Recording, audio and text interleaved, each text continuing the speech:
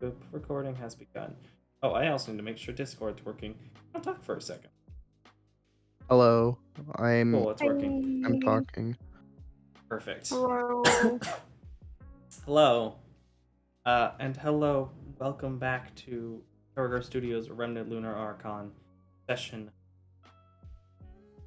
We're all doing good. It seems like a quiet day for some of our players. Are you tired, Jesslyn? Mm-hmm. Didn't you sleep in, or did you work today? I slept in, but well, actually, no, I didn't sleep in. I had to get up for an appointment. Yeah, that'll do it. Anywho, my throat's been slightly scratchy for the last few minutes, so we're gonna go at least until it gives out. Hello, welcome to stream, welcome to YouTube video. Happy to have you, and we will be starting back to Remnant Lunar Archon Session 30. Is anyone interested in giving the recap? It's a pretty easy recap for last session. Our donkey died. It's a mule. Yes. So last session, the party verified that they would like to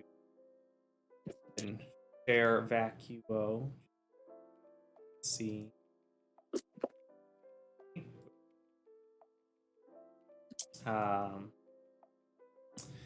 They decided they were going to head to the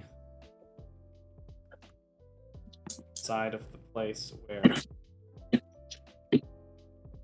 they were going to head toward the east. That's the direction. Over to Sheer. Taking Ulrich with them. Take him to go see his sister. Make sure he's safe and all good before they do their quest for the 4 swords. I feel like there's a Legend of Zelda reference in here, but I don't actually know games that well. Also a arts reference, but we've already made that one a few. As they had that direction, the party traveled a couple of days, were hit by a sandstorm, and so had to hide inside of a cave for basically the rest of the day. While inside the cave, they were attacked by 3 Grimm. One larger scorpion-like Grimm known as a Deathstalker, as well as 2 large tiger-like Grimm known as Sabyrs. The party continued their rest, relaxing and getting some stuff done while they work, or continue. Okay. So for that, it will now be, we're moving into 6 a.m. Monday, the 27th of March, in the year 417. Post-schism. I didn't want to change the date to the 17th. 7th. There we go, that's the thing. Boop, the time is 6 a.m. Though, we do have to resolve something before the end of the time in the cave. Maverick. Yeah. Make me an Arcana check to see if you can figure out what exactly you'll need, as Maverick, with the insistence of Thicket and others, has decided that he is going to make effectively an automaton body for Claude to control. Move around. Do I get proficiency since I'm doing it with my newly acquired proficiency in woodworking tools? Well, for the start, you'll need to make an Arcana check to see if you need anything special, but then you will make probably an 11. You're gonna have to experiment and try. So, are you just using wood? Or are you using anything special? What are you putting in this? Let's see. What do I have? I do have the wood. And are you doing anything special, or just attaching it, trying to imbue it with magic? What I'm gonna try to do is, at the very least, I might make some wooden gears. Kind of like make some wooden gears so that, at the very least, instead of using his like telekinesis to control each individual limb at a time. Maybe he can specifically move specific gears to move his arms and stuff. Gives him some more fine-tuned control. Yeah. I can also potentially take apart part of my hempen rope to add like strings so he can do like more fine movements and stuff like that with like his hands and stuff. Fair. All right. So, are you keeping any of the pieces from the puppet he's currently strapped to with a rope, or are you just making a brand new body? I can take the rope that he's being strapped to with. Okay. And depending on how exactly, because I wasn't there when the party ended up doing that, so Party bought a stringed puppet that they Okay. just tied him to. So There we go, then basically a toy soldier, but a puppet. Okay. Yeah, so I can potentially try to salvage that or sell it later on.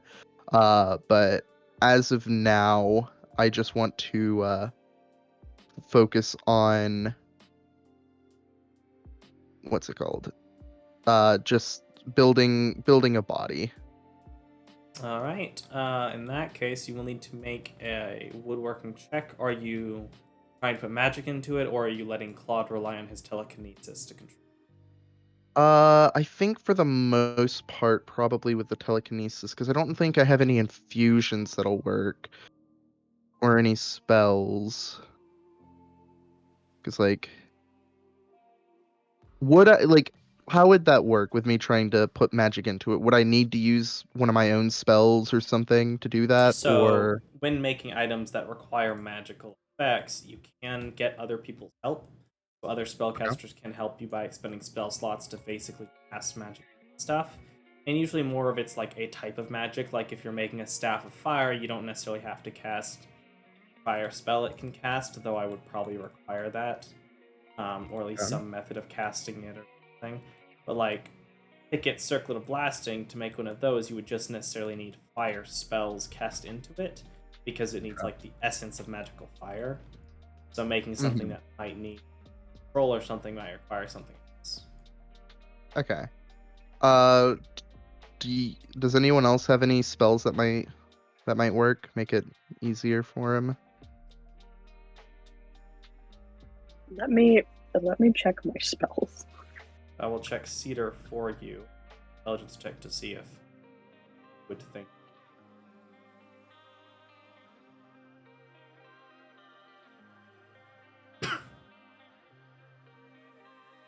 Not that she's aware of. Maybe spiritual weapon because it floats around, but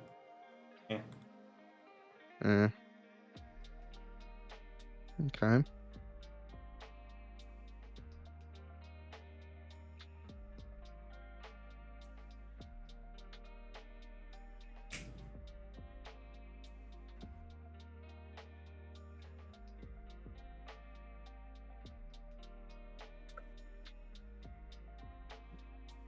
I have jump. I'm not Try sure it. if that would work.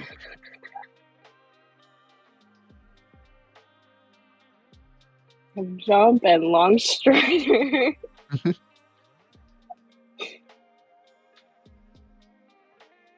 Yeah, I'm not necessarily sure if those would work. Maybe Long Strider actually. I also have spider climb. I kind of don't want Claude to. I don't want to imagine Claude climbing walls.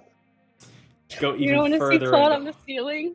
I mean, depending on how you make his body, it could be less terrifying than the lurching puppet he is now. It's true.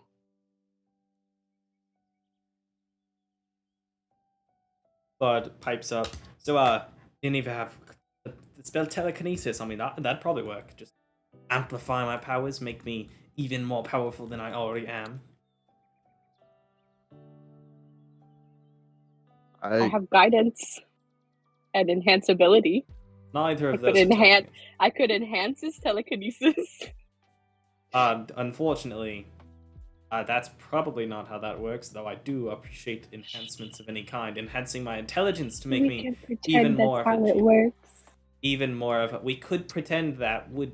Yes, you're right, Thicket, we could pretend it would work. I don't know if it would do anything, but it's worth a try. But no bad ideas. Could you use like amulets or anything? Amulets? Like Amulets or like armlets? I didn't quite understand what you said. can you use any magical item? Like if we were to stockpile you with items? That's a good... I probably could, actually. Like, especially if you give me like automaton stuff, I could probably like use items that you give me. If you give me like a staff of the Magi, I could probably throw fireballs and lightning. Wait, do any of you know what that is? Doug just points at Thicket and is like, "Don't you have a circlet?" I have this circlet. No, the staff of the Magi. I have a staff. Is it of the Magi? It's a magic staff. Okay. Well, don't worry about it. I've never seen it myself. I've only been told it's the best. The best staff. At all. Give me one of those and I'll reek. I have spike growth. Do you want spikes, Claude? Yes. I don't know if it would work, but yes, I would like to stab people. That sounds bad when I say it. He sounds like a villain. I'm not going to hurt any of you, I swear it on... I don't have a lot of things to swear on, I am a stone. But that's not the point. Give me a sword and tell me to stab a man, I'll probably do it. Unless I like the man in question, in which case I won't do it. Because that would be... I have flaming sphere and flame blade. I do like fire, but I think what we're going for is a wooden automaton, and I don't know if that's the best. For now. You can... Ooh, a metal automaton. Ooh, what are you thinking? Eventually, I might be able to make metal, or even a stone automaton. Stone could be fun. But I mean, like, think of adamantine. It'd be Ooh. unbreakable. It's nice. It'd be expensive, but... That's true. It is a highly expensive. Even back I was a person that interacted with the world, 400 years. 500? Something like that. But eventually I'd be willing to try, as long as we get the gold. Cool. I like that idea. By the end of the campaign, you're piloting Claude as a mech. Anywho, are y'all casting any particular spells or anything into it, or just trying to make a functional wooden automaton? I was thinking maybe grease would work, but I feel like that's more of a that sounds like it would work more for like a metal automaton. Yeah, you know? Probably. Especially if you're doing like wooden gears and stuff, grease probably would. Yeah. Right. So if you've got nothing in mind, then go ahead and just make me. Are you going to do any magic? Would entangle help? You could try it. Plants. What do you think, Maverick? Do you think entangle would help? Do you think you'd do that? It might. What do you guys think? Can I roll something to see how helpful it seems like it would be? Said aloud. I suppose I could put lightning lure in there, and he might be able to, draw things closer. I mean, as of now, we're not really trying to weaponize him. We're just trying to make it more convenient to move around. Oh no, I'm not sure that. I don't know. I mean, maybe it'll, put a little pep in his step. Ooh, maybe. I could work. Like Frankenstein or Zappa. Bring Are him you to going life. to try and imbue lightning into this wooden automaton? Sure. I I've also think got that might lightning set it on spells. fire. It might. Maybe let's wait until we can afford to make it a metal automaton instead. Just in case. You know? Alright, so are you just doing generic magic, or are you just going to make a physical thing that he is going to have to control with his own? Rather than... Because basically because if you make it magical, effectively he just has to attune to it as you put him into it, and then he can control it without having to expend his own energy. But you could also just make effectively a wooden machine that he can pilot around. If possible, I would like to make it, what's it called? Magical. Yeah. Because it's not, like, I don't have to put any spells in to make it a magical thing, do I? Like, any No. specific spells? I can just You can imbue it with just magic. generically expend a spell slot as you... Yeah, that's what I'm gonna try to do. There's no guarantee it'll have a specific effect, especially over the first couple times, because, well, you do have some extra time because you are stuck in a cave for a while. You can probably make the automaton itself because of your skills. Whether or not you'll be able to magically enchant it is another story, but you can at least attempt to begin that process of... Okay. So go ahead and expend a spell slot, because whether this check works or not, you're expending it, and then you can just roll your smith's tools, or effectively, because you've effectively got the same type of tools, make it a dex base. Hold on, I have an idea. As you're trying to fine-tune...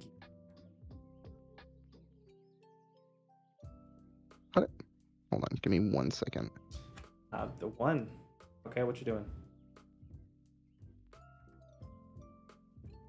Jackie doesn't like being in the cave for a long period. Actually, wait, no, she's fine with it. I forgot, she lived in a cave. Good. There we go. And you said it's a dex? It is a dex-based wood carver's tools check. That's a 22. Nice. Okay, so yeah, over the course of the day... I also changed... Yeah? I changed my smith's tools to proficient tools. Yeah, that's a simple way to do it, because they're all going to be using the same type of proficiency. It'll just be of the tools that you have. Yeah. Especially because once you hit like level 6, I think you're just going to have expertise in all of them. That's going to be fun. But as you spend the time working over the course of the day, I imagine Thicket is watching him and enjoying watching the process, because it seemed like Thicket was interested. Plot is definitely there, giving you words of advice, some of which you know are false, others of which you actually consider and might actually be good ideas. Oh,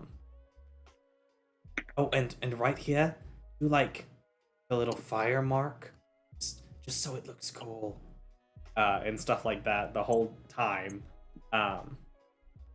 And over the course of the day, you do actually buy the next. I'll give into it if it's just like cosmetic stuff, because like wood carving also, so I could just carve in different symbols or whatever. We'll definitely have you do that. Don't forget the spikes. He said he wants spikes. Yeah. Are you going to try and add spikes? As long as it doesn't, get too out of hand. Yeah. Hold on, let me check real quick.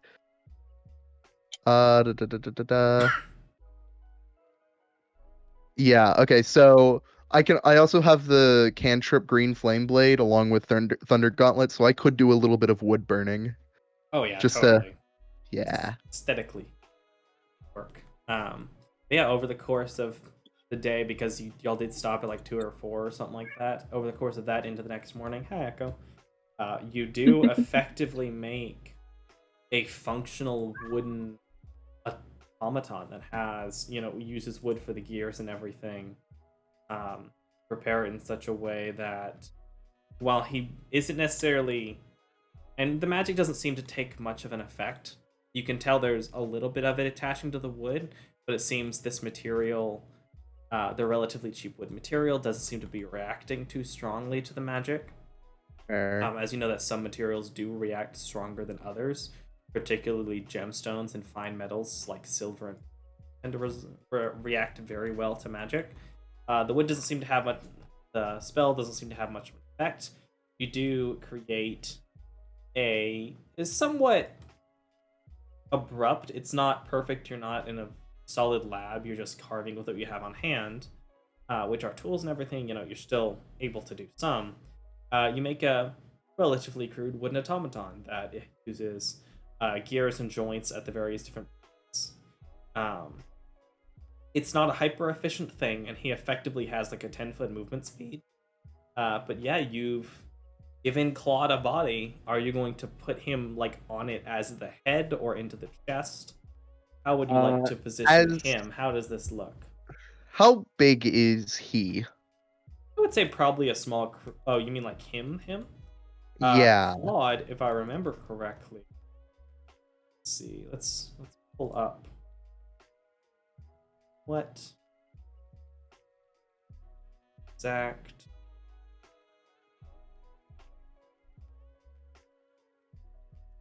Oh, that's right.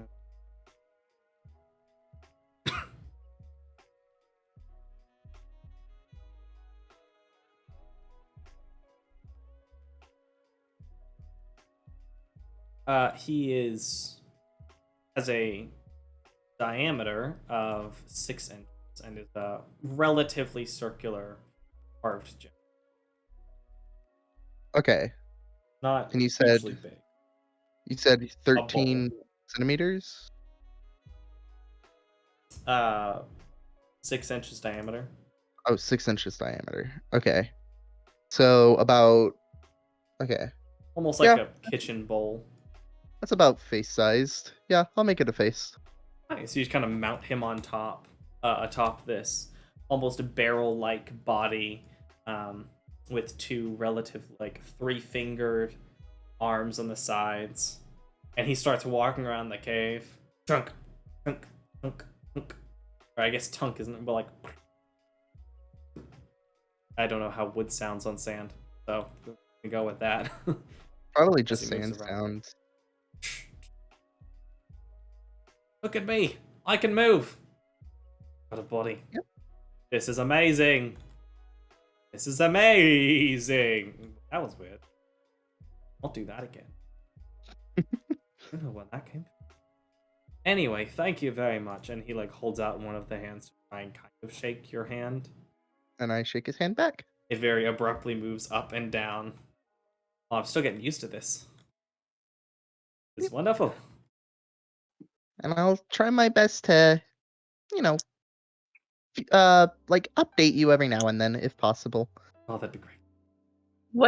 What is the height comparison between Claude and Thicket?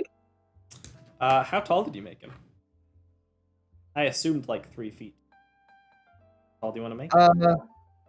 I was thinking. Are we the same height? I was thinking somewhere between like a medium, like the lower end of a medium creature. Okay, so he was like 4 feet tall. He's taller than me. Like twice as tall as you.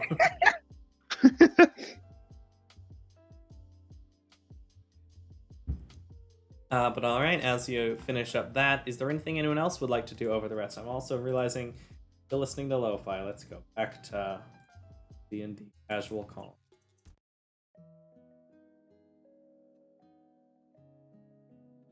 Anything else?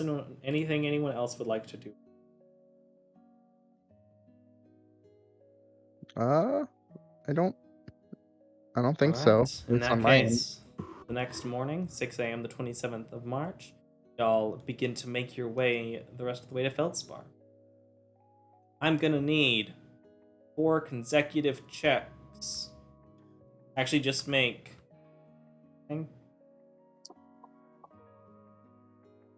2 checks. Like it for survival to guide your way. As y'all can still move about the same space, but some of you do now have to walk alongside the cart, as Berea no longer has her helper. Alright, between the 15 and 17.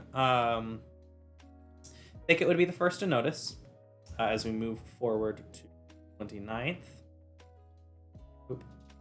Thicket would be the first to notice as it's roughly 11 a.m. or so now.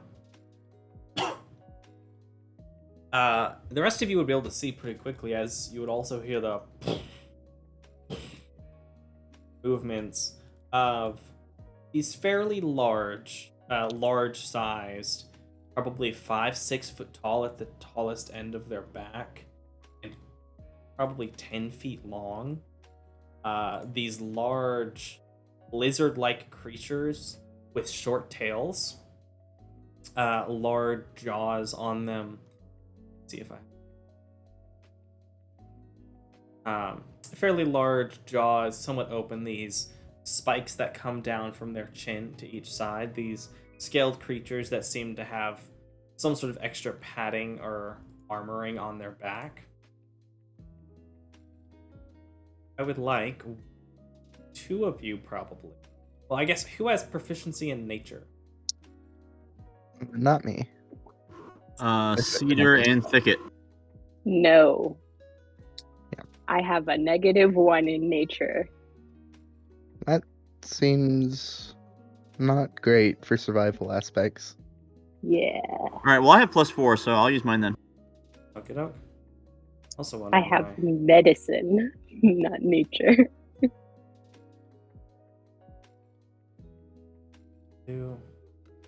It's gonna be in the file, but I can find.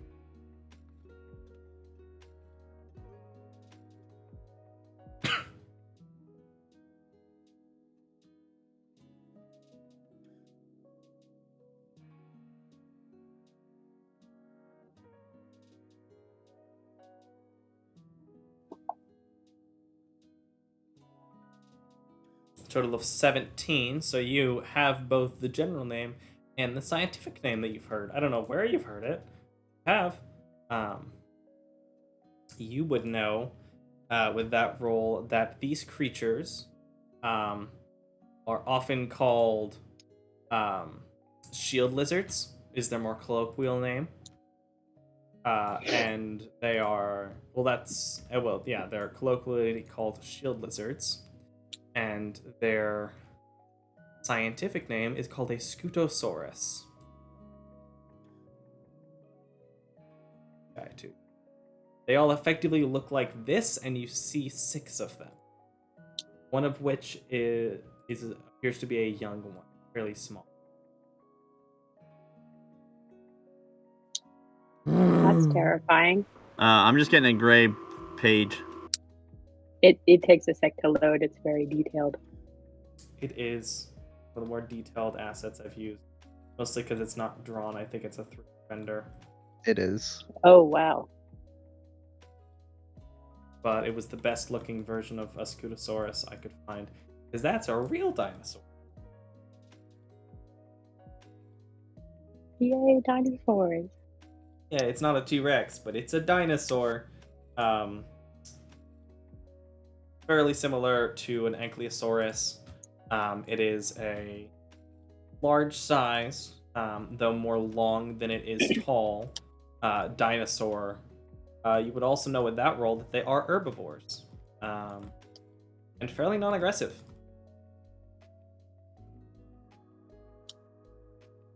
What would you all like to do? Do you see If it you now? inform Thicket about it being friendly, it'll be all over it. What will Garan tell the party?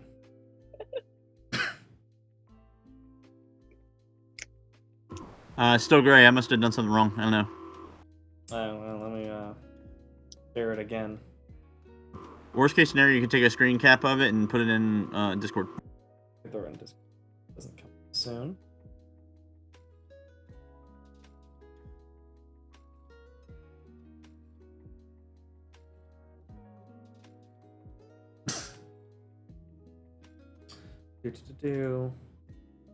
That I use Scutosaurus. shield lizards has somewhat similar genetics to that of a turtle. But big. I just want to point out that I assumed before you showed the picture of it, when you said Scootosaurus, I was like, that sounds like a turtle, because Yeah, they because scoot shed is- scoot. I think scoot might actually be Latin for shield, but I don't remember Latin. Uh, In general, that's not one of my strong suits. That's So not what one of will my go on? first languages. No, it's not. I'm not proficient. I'm not proficient in So what does Latin. Garon tell the party about these shield lizards?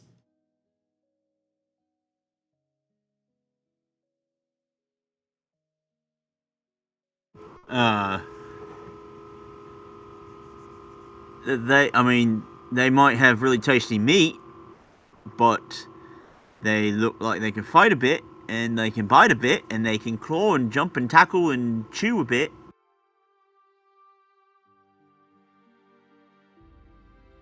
It's sad.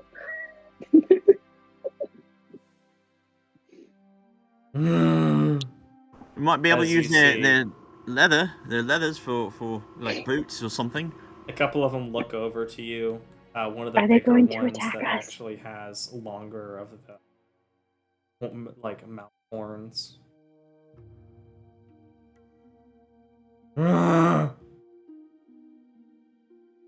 Is it going to attack us? It seems to be I'm roaring asking toward you. Garon.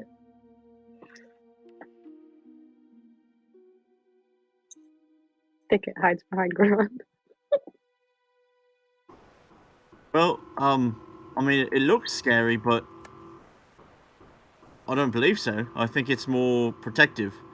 So, if you want, like I said, we can make meat and leathers and boots and all that out of them, or we can leave them be if you prefer. But I don't believe that they will be a problem to us. The big one begins to move. You Somewhat sure they're slowly. not dangerous? Oh no, they're definitely dangerous. I just don't think they're going to attack us. But I mean, I do see that one coming our way. So, unless one of you want to talk to it or whatever. Let's just stand still, maybe, and it'll check us out and see that we're not a threat, and then leave. Are you back, Jack? Back, and Jack asks for more. Thicket sets out a ration and then goes back to hiding behind Garon. What kind of ration are you setting out? I don't know what I have. Standard, like most rations are typically made of dried meats, dried fruits, and stuff, and hardtack. Oh, and also nuts. If I have like a cracker or something. That would be That's what hardtack. hardtack is. Basically, super dehydrated crackers. They're like Lasts. edible drywall. Yeah, like that's not a bad way to put it, and it literally lasts. Like I think they found hardtack that is still considered acceptable to eat for you. That was made 100 years ago. Like, it doesn't really spoil ever as long as you can. It moves up, sniffs at the hardtack. Its large tongue, picks up the entire ration into its mouth, and you see it chew once and then swallow, and it moves and it looks over to Maverick and steps really close to you. Its head looking down right into your face. Hi. Hi.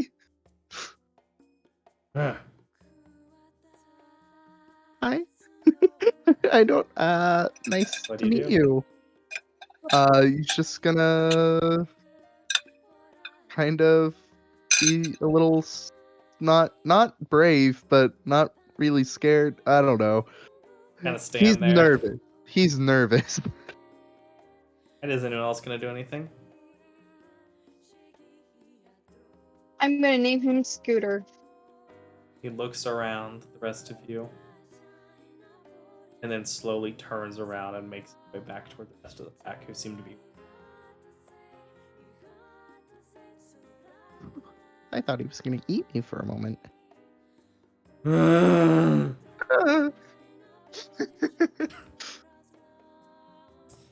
So I'll do anything. The pack will begin to make their way to the west. Whatever path they were following, whatever migration they seem to have, disappear on and.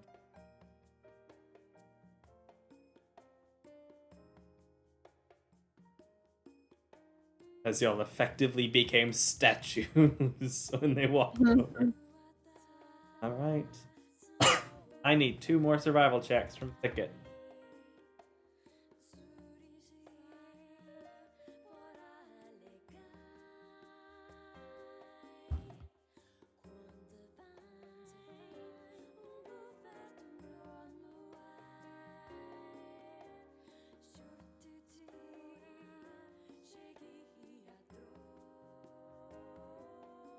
Success.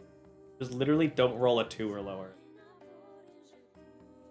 Alright, and that brings us up to 31st.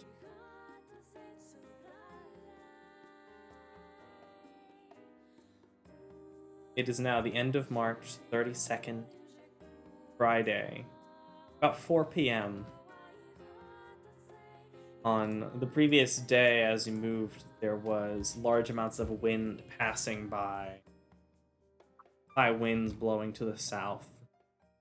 But as you move forward, you see in the distance the somewhat familiar image of Feldspar. Bits of the sandstone wall standing, awaiting you. As you get a bit closer, the sun does seem to be clouded a little. Some clouds are around. But the heat. Oh, actually, no. The sun would still be out. But the heat is immense, and I do need to go ahead and everyone. I can roll this against you. Everyone is about to make 2 Constitution saving throws from the massive heat. Unless y'all are taking any particular steps to avoid heat. Is there anything anyone is doing? Ice. Ice, you're giving everyone ice to keep them cool? Yes. Alright, Ice. in that case, when you do these... I want to use absorb elements on this. Absorb elements only gives you an instance of resistance, and given that it's over the course of hours, it would have no. Does anyone have fire resistance? Do I If have so, fire? you don't have Probably to. not.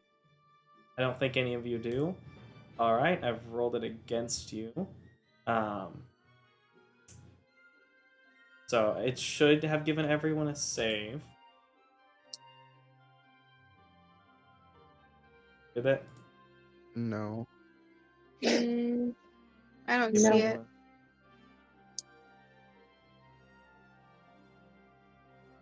Maybe Bob got them all.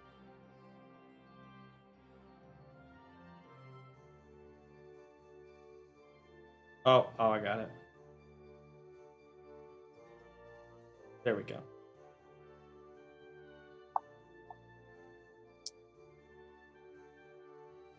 Bob does not need to make a save because Bob is a fool.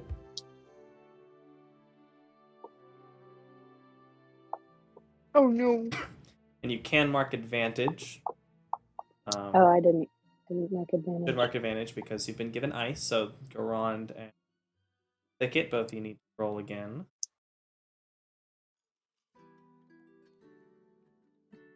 Advantage. Roll. There we go. Oh dear. Is there an effect I have on? Glad I have a +6 in Constitution. Thicket, did you fail both versions of the roll, or did... Okay, you haven't rolled. So... so you shouldn't have had advantage on that one, Thicket, because you already rolled once. You would have gotten a 6, so you also failed. So, Okay. let's see, where are my effects? Because both Thicket and Garand are suffering from a level of exhaustion. This is fine. Boop. Yeah, thankfully, for the first set of exhaustion, it only gives you disadvantage on skill checks. I assume you keep going for the next 4 hours, though? Finish out getting to Feldspar? Yeah. Yeah, I might as well get there, and then we'll rest, and because you can recover, I believe, 1 exhaustion per long rest. And now I need everyone to make another Constitution saving throw. You can keep using advantage because ice. So we can do keep advantage again? Yep, you can do advantage again. Okay. Oh, I. Nat Gambit, 20. Go ahead and roll another one, as is Gambit. Also a nat 20. A neutral one. Nice. I'm going to say from that nat 20, Garand, not only do you feel good, but you also remove your previous level of exhaustion. The ice is just so relaxing that you re-unexhaust yourself. Good nat 20. What did my nat 20 do? You didn't have exhaustion, so nothing. Sorry, Wasted fam. Nat 20. Alright, and then I need Doug to make another save. I mean, he gets should have- inspiration, right? That's a non-combat. That's true. I He have- does get. I have all my hero points still. Oh, Doug, did you? Okay, no. So I need Doug to roll another one to find out if he actually fails or not, because he would have advantage. Gambit, however, here's some exhaustion. Mhm. 'Cause the How do heat I is getting to mark a point I've of already exhaustion? added it. It's an effect. Doug, are you here? Yes, sorry. Yeah, you just make another con save because you should have had advantage on. Roll another regular save. No advantage. Count for it. Okay.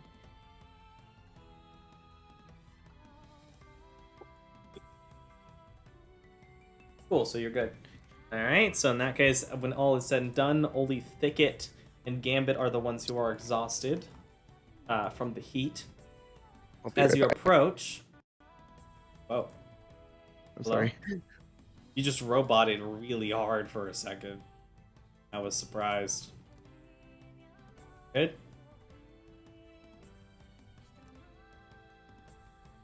Hello? Hmm? Okay, good. Is everyone here? All alive still? I am alive. Might have to wait. Ethan?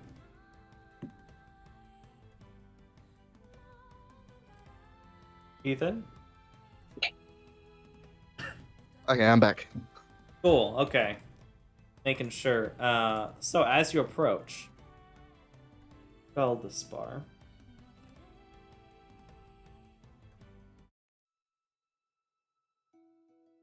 Thicket would be the first to see. But some of the walls have been broken. Bits of the sandstone crushed downward. But as you see where they are, for the most part, with the exception of some that seem to be partially built or pushing back up, where you see, even inside, bits of houses that you can see above. You see one roof, another one with marks on it, almost like a fire was started. And as you see down the wall where there are some bits of destruction and wall crushed, you actually see water. You're not sure how exactly it's getting over here, but you come to assumptions like this water that seems to be moving along the ground from the lake and creating this temporary wall where the stone is.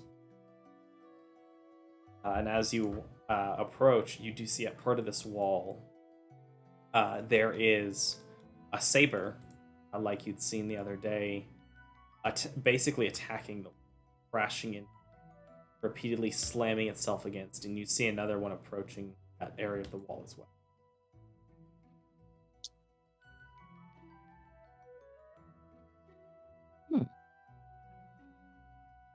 Well, I guess let's go. Let's go fight the saber. Maverick's gonna start making his way towards the saber. All right, is anyone else joining him? Doug is. Sure. I want to turn into something, but I don't know what. I mean, As y'all yeah, are effectively getting the jump on the Sabyrs. yeah, definitely. Stay with the group.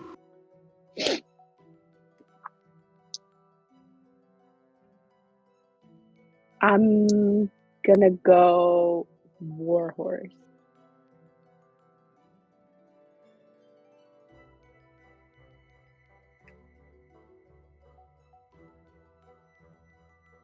Okay, so Thicket is a war horse.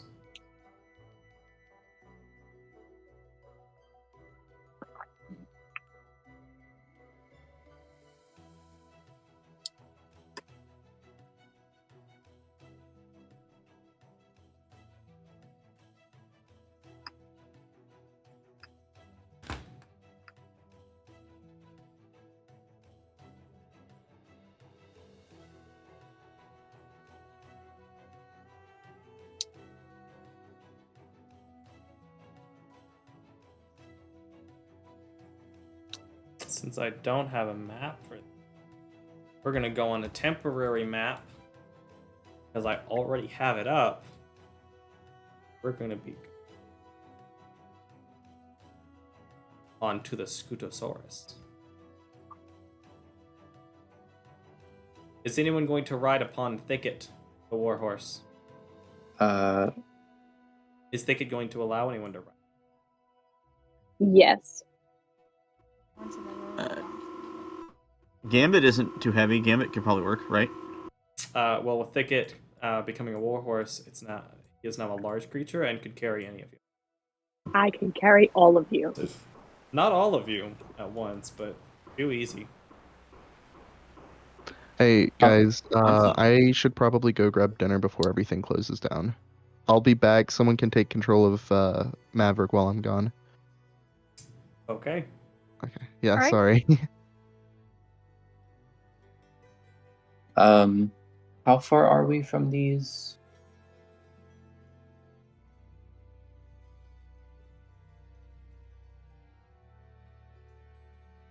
Second. Loading in still. Have all the things.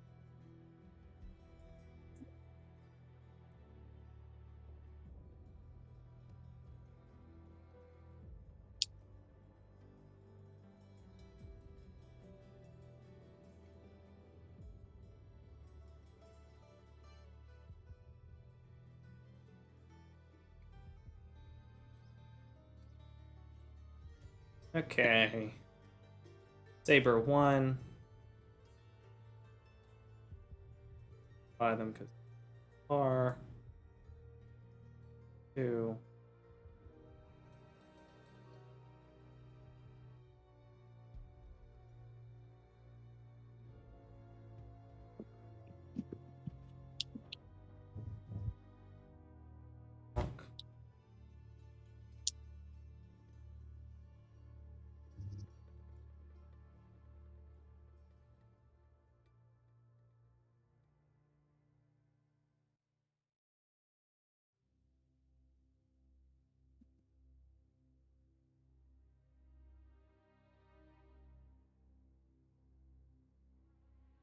Oakley dokley, I'm gonna reshare the Scutosaurus in case any of you closed it.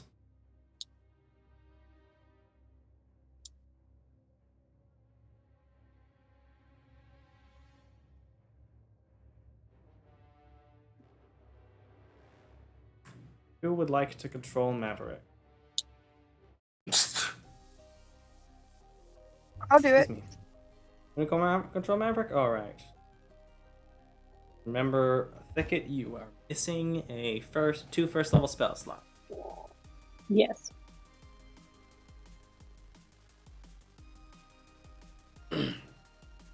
I'm hurt. Ow.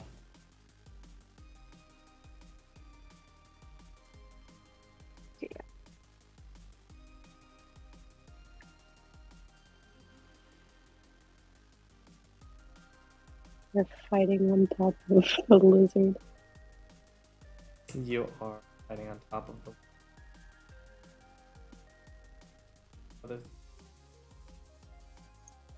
Here. The distance. Y'all are about 60 feet away at this point. Unless y'all want to be further.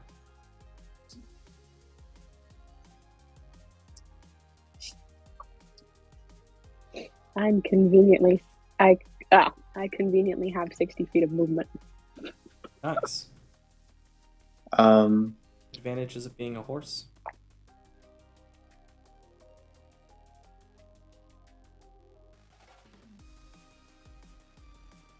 Personally, I think Maverick and someone else should be atop thicket. We could do Maverick and Gambit since I'm controlling them both. Yeah. Or Cedars. She also has a high AC. Y'all. I think Doug might try to stay back and use his longbow this time, There. since he's already doesn't have a great weapon against Grim anyway.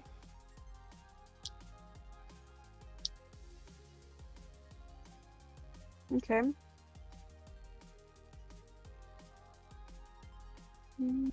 Sorry, I'm setting up something. I should have been more prepared, but I wasn't. It's alright.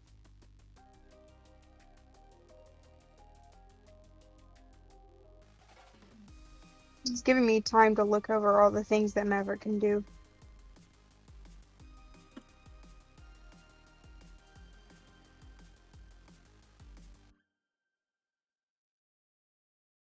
I forget, are Grim resistant to anything else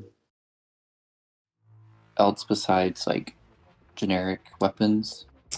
In your experience, they are resistant to non-magical weapon. Oh, Ugly Lizard showed up finally. Hey, look at that. Not ugly. They're a little ugly. That's okay. They're the beautiful kind.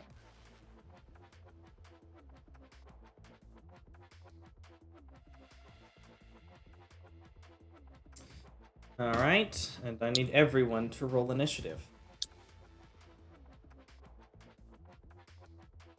There you go. There's your do. Sorry, I accidentally had advantage. Or How late this did I time? have advantage or disadvantage? You had disadvantage because you are Oh. exhausted. Right. Everyone else has advantage. This is fine. None of you get the advantage. Get what you get.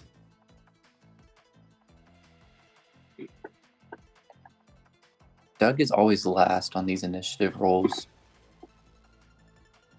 Yeah, that's how it be sometimes. He's very hesitant for a fighter. Sometimes that just be. Oh, who's controlling Cedar? I guess Good I can't. question. Alright, do you control Cedar, Jack?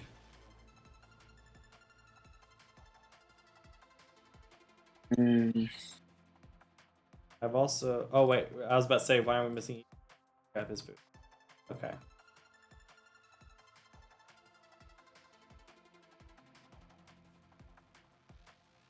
Cedar is the last initiative.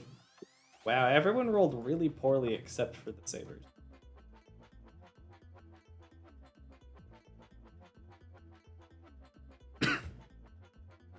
I guess it's good to get the bad rolls out of the way first.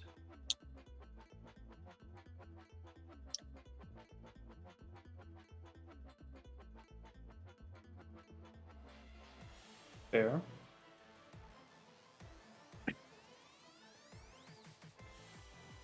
Ulrich is probably going to be staying in the back. The cart. Donkey. Cool. Unless you'll decide you're going to ride the cart into battle, in which case...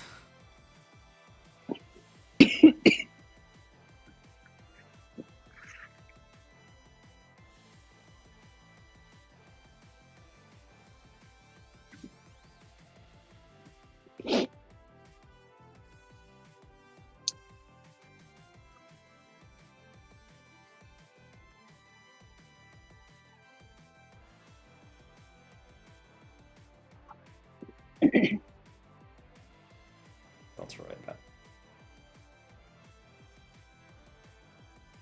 Becky's gonna go over to the side because she always runs alongside. Like riding in the cart.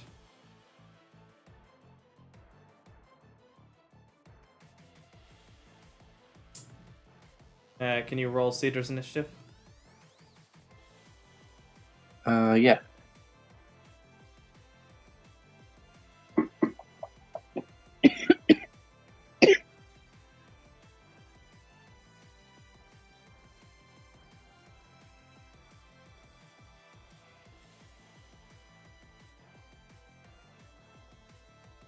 Nice. Okay, Cedar is actually going first. Okay. Cedar is roughly 70 feet herself from the furthest along. Okay. Dashing it. Okay. Cedar's going to step forward 20 feet. Wait. Oh, The let me lock tokens. Sorry. yeah. Now you can do it. So Congratulations.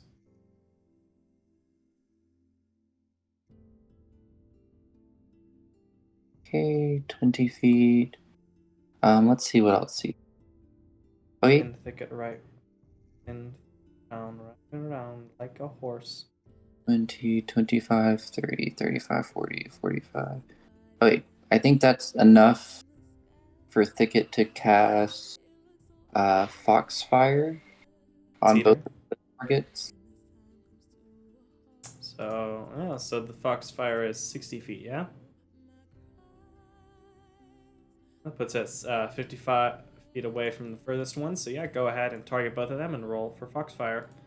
To Once target. again, Cedar steps forward and these two green bouts of flames strike outward.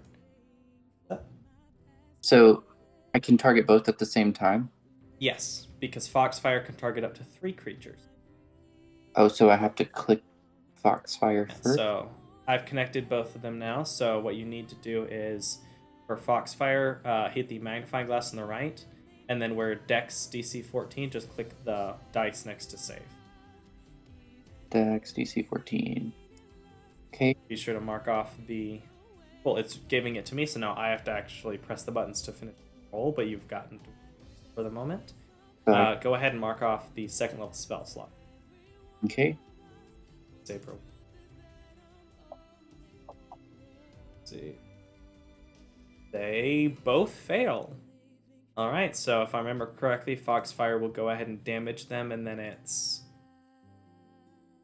It says it is 1d8 fire, 1d8 psychic. Nice, and then you get to do it on your next turn. So go ahead and since you're targeting them, just roll damage and it'll roll on both of them. And then click Effect since you're concentrating on it. Click Effect. So you'll click Effect, which should just add the effect. Okay. Oh, it added it to them for some reason. Let me go ahead and remove it from them and throw it on you. Continue. And then I double click. Actually, it shouldn't. No, you're good. Continue. You did it right. It's not supposed to go on them. I'm sorry, it is supposed to go on them, not you. And then I double click the damage, correct? Yes, you can click the damage button, or you can drag the over. Nice. Dealt 12 total damage to both Sabyrs as these green flaming foxes dash forward, and you deal almost max. That dash up against both of them, and they both scream out, turning a bit toward you as they're both attacked by this flame. And then I guess a bonus action would be to cast Spiritual Weapon. Alright, where are you going to place it? Actually, you cannot because you cannot cast 2 leveled spells in one. Oh yeah, that's right. I cannot use Spell Trapper. Let's see. Maybe I'll let you have it as a feat when you'll get to like level 8 or something, but for now, no Spell Trapper. Is there a cantrip that will work? Let's see. I don't think you have bonus action. Could be wrong. Before. Maybe I can guidance. What does guidance do? Guidance is an action. You get to give someone a D4 on a check. Let's so you do. would not be able to. Is it just Oh, it's just a check. It's not a save.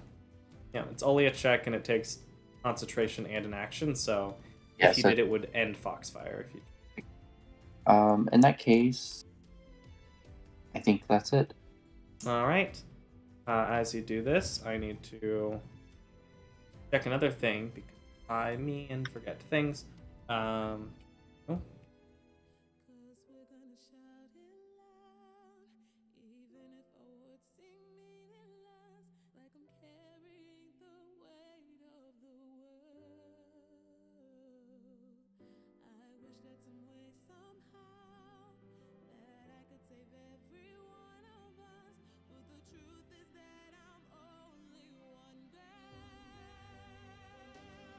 As Jed stands up, you see there is a scout on the wall off to the side. As he stands up, Jed, not Scout 32, his name is Jed, decided, stands up, just barely seeing you. Hey, be careful, we'll handle this. Or, going to make longbow attack. Back and a saber closer to him, and is going to miss the first one. He is going to then make a second shot, and nat 20 the second shot. Good for him. Also 10 feet up because he's on the wall. Come on, Jed. He deals 3 damage after the resistance as he begins to pelt this thing with arrows. Garand.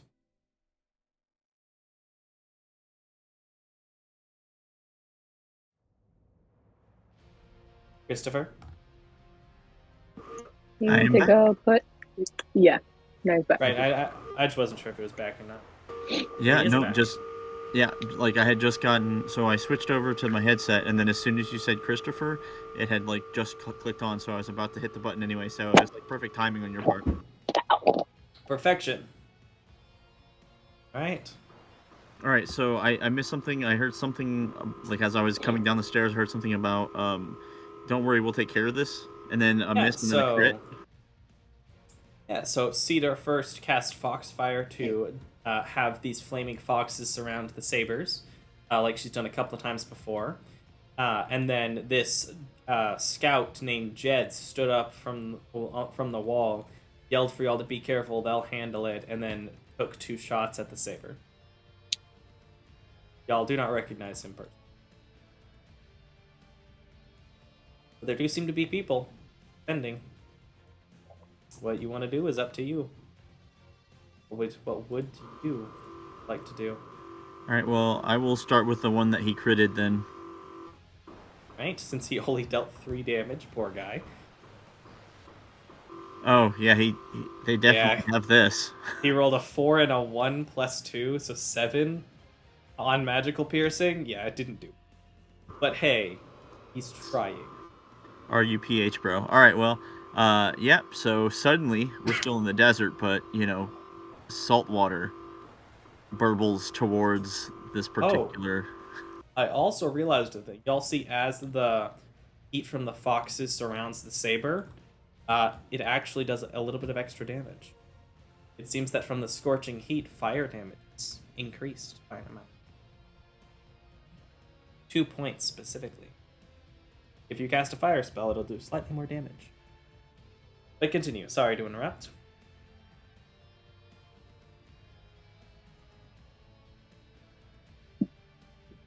Saltwater, thanks. Brine. What's the range on Brine?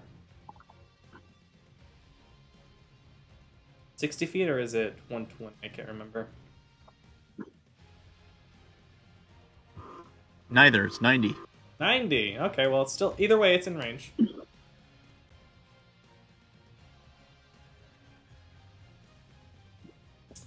As the familiar saltwater thing happens.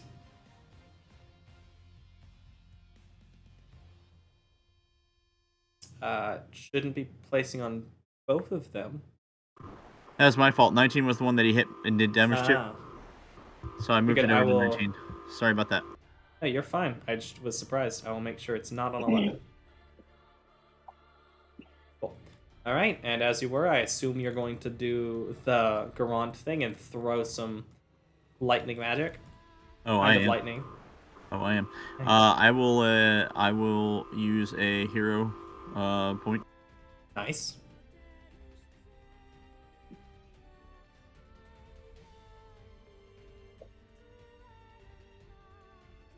All right. Extra 1 to the attack.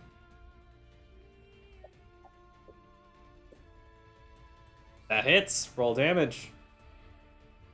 As you release this bolt of arcane energy in the shape of this lightning form, strikes into it, dealing 13 damage. As it strikes into it, burning across its back, you see the electricity actually spark through where both arrows were, or where the arrow was, and actually snap and seemingly almost shove the arrow further in as it yelps in pain. Alright, that is your turn, I believe, unless you plan on moving.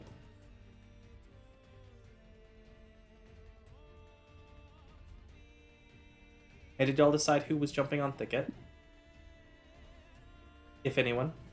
I think it's Maverick and Gambit, right? Alright, y'all do go before Thicket, so y'all can, as party movement, go jump on him. Mm-hmm. Garon moves a bit over across the blue line of the shield lizard's back. Let's see. Maria is going to make a wisdom saving throw to be scared. With advantage, because she has the sure-footed trait, which technically doesn't mean that, but I'm gonna have it anyway. She's not scared, well, she's a little scared, but she's gonna stand her ground and not eat off into the sunset. Maverick. Okay. So Maverick's going to go get on Head on horse. the horse. Good for now. And he is going to ready.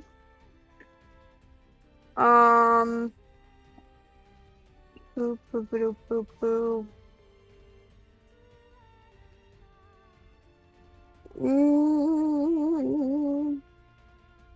Probably punch.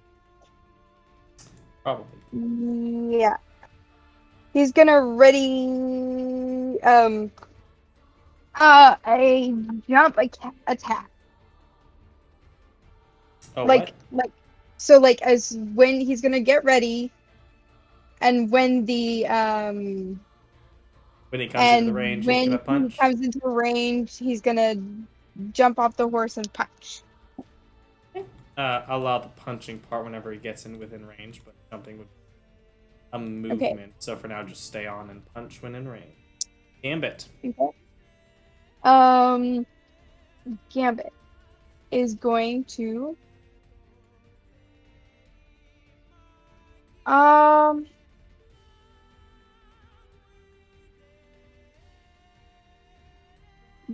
Gambit is going to get ready his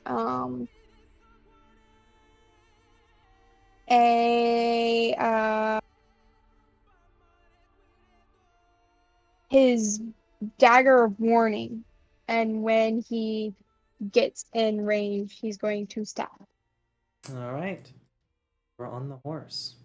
And Saber- since we're like all on the horse, will he get advantage? Because they're like They are. Well, he won't get advantage, but if he hits, he'll get sneak attack. sneak attack. Okay. Cool. All right. Saber 11 is going to turn around and decide that the people behind him would be easiest to get. All right. Saber, what's your speed?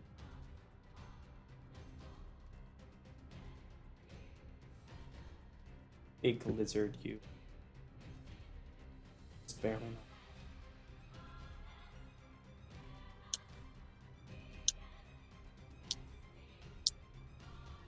Interesting. So barely can't. So instead, he is.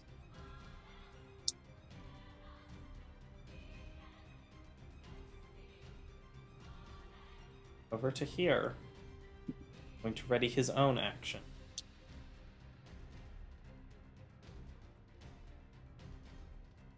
Take it as a warhorse. I'm 20 feet away from it, right? Currently, yes. Awesome. Trampling charge. Run to it. Well, technically, you'd have to move. Trample it. You'd have to go like there, but yes, you can do it. And that would also proc some opportunity attacks. So we'll do Thicket first, then Maverick, then Gambit. Okay. Save, I believe. Trampling charge. Do you have to hit first for trampling charge, though? Horse moves 20 feet. Target must succeed on a 14 DC strength It has to hit saving with a throw. hoof attack first. Oh, Yeah. right. So go ahead and make the attack first, though. Both. It hits, roll damage, and then I'll make the save. That doesn't hit. I don't know what will. Yeah, that super hits. Did succeed on the save, though. It's not Okay, fallen so prone. you said damage first? Yep, roll damage. Alright, it was Okay. resisted down to 6 points of damage from the 12, but Thicket, as the warhorse runs up and smacks into the creature. And I need Maverick's attack. Okay. Did the trample work? No, it succeeded. Dang. Maverick, unused to riding on another creature of any kind, swings wildly, but is not able to reach down where he needs. Short arms and all that. Gambit. I think I have sneak attack on. Yes, but you do have to hit first. Okay. Oh, that's true. Ha ha ha. Hit before you damage. The only thing that gets around that is magical missiles. Mhm. Unfortunately, though, it misses as you are also not. You're more used to riding waves than you are horses. So as you go by, you slip as Thicket rears back as Thicket tries to charge and trample on the creature. Y'all have a hard time moving in a way that is helpful in this situation, as you're not used to this. Is there anything else Thicket as a warhorse would like to do? And or you have more than 20. Or something. Well, I can't trample again, so... Sure, but if you want to move, you can, or you can. Wait, does trample count as an action? Yeah, it does, right? It's part of Okay. your attack. Okay. Well then. That's all I can do. All right. Goodbye, And Mike. then Next turn. you hear, Thicket would hear, as well as the others, of some other kind of hooves, as you are surprised as this large elk beats itself, jumping over the wall,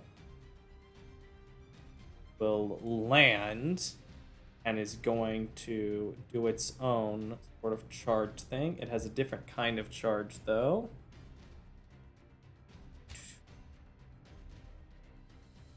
Let's see, so it has to do a ram attack. Try and not prone. So it is going to do a ram attack as it jumps toward this saber.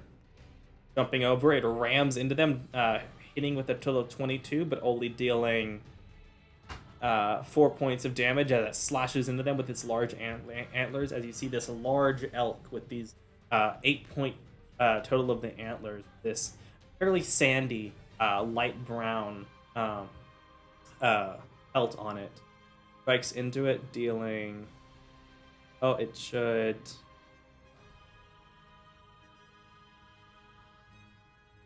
Deal extra damage. Dealt another 4 damage to the saber, as this saber looks actually pretty hurt as it keeps getting pelted by these different creatures. And then it has to make a strength save to avoid falling over itself. It succeeds. It does not fall over as this elk slams into it. Jackie the Jackal is going to growl, and as it moves up next to Gron, you see as Jackie looks over to the west and growls as you see these rocks over here off to the side. You You hear something moving behind. Jackie's growling that. And she's gonna ready a bite attack, even if it's almost useless against. Saber 19 is going to make an attack against the elk next to him. Have enough move.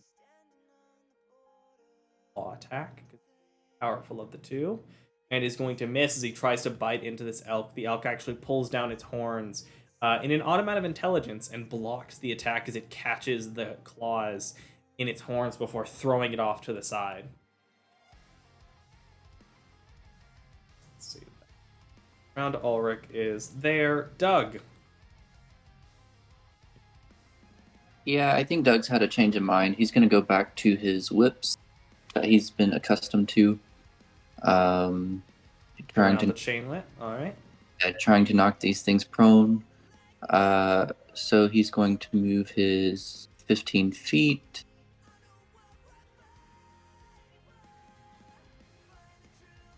All right.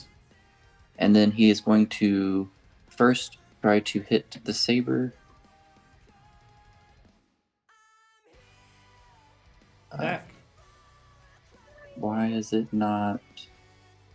There we go.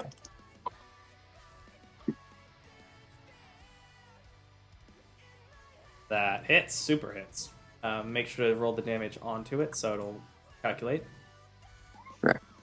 So I've got it selected. Doesn't have a shield, so it doesn't get the bypass bonus. I assume you're going to use bonus action snaring to try and prone it then? Correct. Hey, look at that.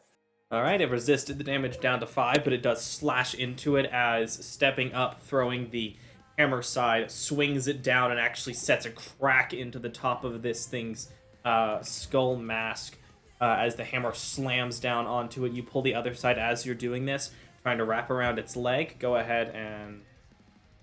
It is a...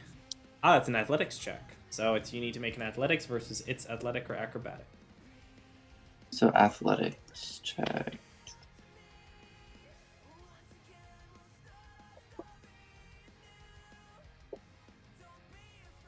Alright, unfortunately it beats you as you try to wrap around its leg. It slams its foot down and the chain comes back off. You pull it back to you and prepare for your next movement, whatever you're doing. But I believe that is your movement bonus act. So can I move the rest of my feet? You can. You have 15 more feet of movement. I'm going to move in this direction.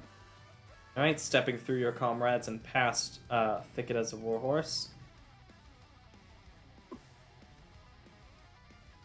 Alright. I need to roll another name because there is another person! As an elf steps up on the wall. Elf names. What's your name? What's your name? Her name What's is... your name, man? Alexander Hamilton. Her name is Myrrh.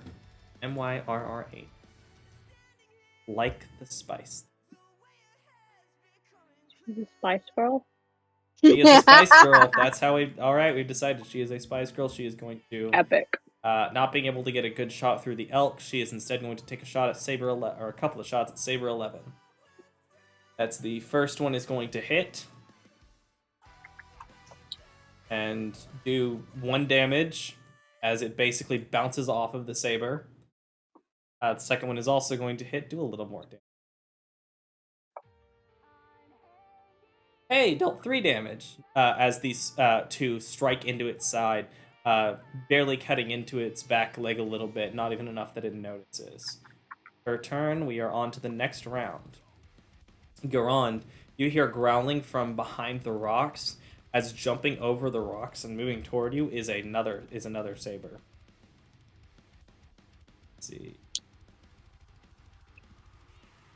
Oh dear.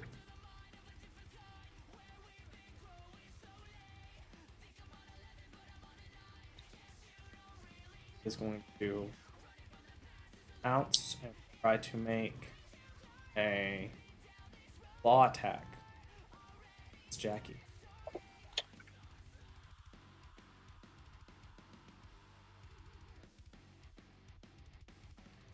Jackie is knocked to the side. Not dead. It did not kill.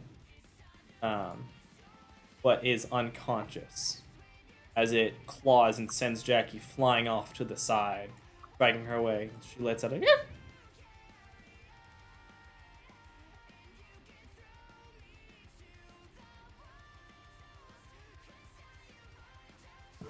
No. She is unconscious but not dead. We will be making death saving throw. Saber's turn. Cedar. No. I'll heal her. Okay. Cedar. Yes. You can use an action to continue the fox fight.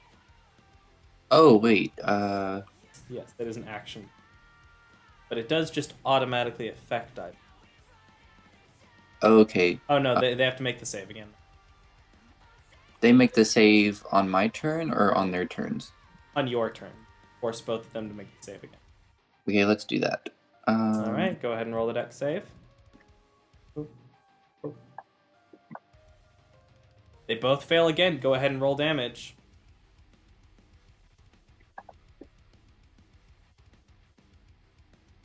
Alright, so the one over toward the elk is burned up as the fox dances around it, burns along its skin before it falls to the side. Saber 19 dies. So question. Since it can target up to 3, and if it's being concentrated on, can like the flames just... You can't add it to new creatures. It has to be creatures that are already dead. So she can't just take the flames from the dying one and like transfer them? Unfortunately, no. That's not how the spell works. Good thought, though. So in that case, that's the action, correct? Yep. It does also deal damage to Saber 11. It does look quite hurt. And then there is no bonus action that Cedar can take, right? Not a moment. Well, actually, now you could cast Spiritual Weapon if you wanted. Oh yeah, that's true. Because you did not cast a spell with your action. You continue to spell with your action. In that case, I think...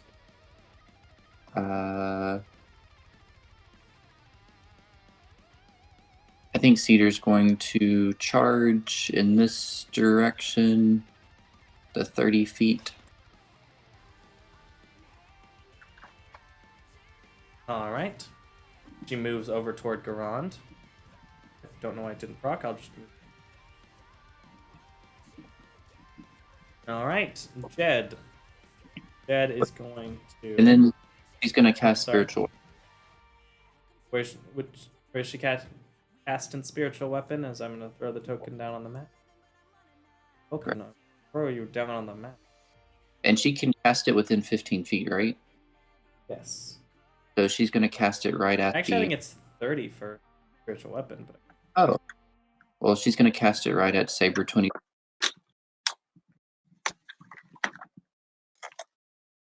That's within 60 feet, actually. Yeah, we'll leave it right where it is, though, for now.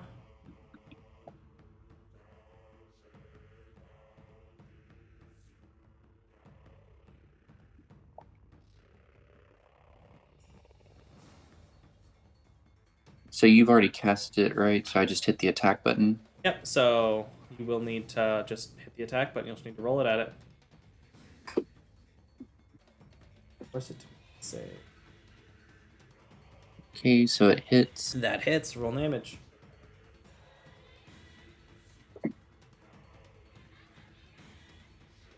That doesn't forge. Oh no, that does hit. It deals 10 damage as it strikes it.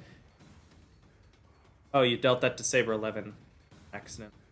I will. You're good. Take it off of Saber 11 and throw it on Saber 27.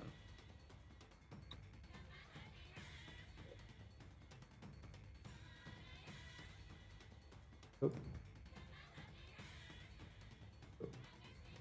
There we go. Alright, as it strikes into it, slamming down on its back, it lets out a yelp. Jed is going to take a couple of shots at Saber 11. Come on, Jed. Miss. Come on, Jed. Hit! Good job, Jed. Not a crit this time, but you dealt 3 damage as they're continuing to pelt them with arrows. Durand, this thing attacked your jackal, your dog, pet.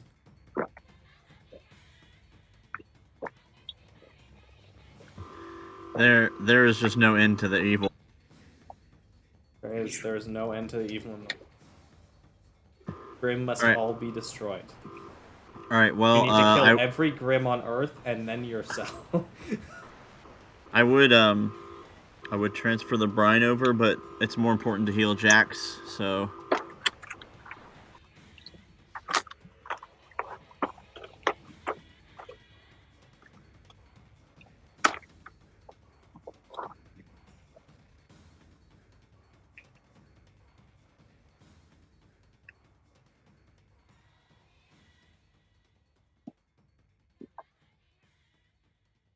Your thing says Nice. Jackie the Jackal is dead, and that's heartbreaking. She is not. She is awake. I know it says she's dead, but she's not. She's okay. I've given her immunity to instant death because I'm nice. Should I have not? Probably. I don't know. My game, I can do it. Alright, that hits. Dealt 3 damage as you send a blast of energy toward it as this thing is bearing down on you. This large tiger-like gem.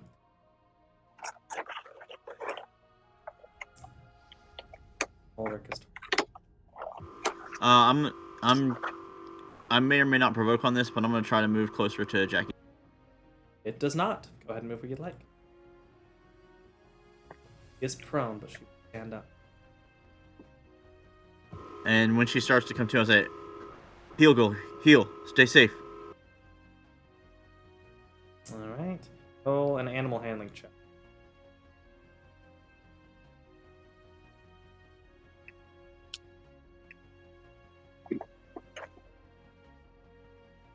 Nice. Alright, you'll see on her turn what that does. Take it. You notice movement.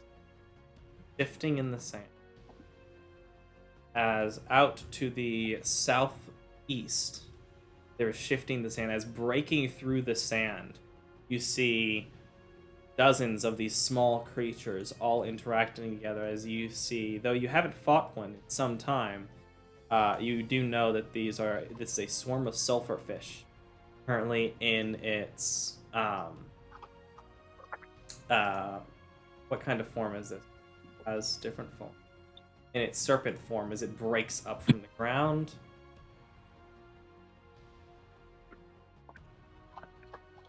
Large swarm of these creatures.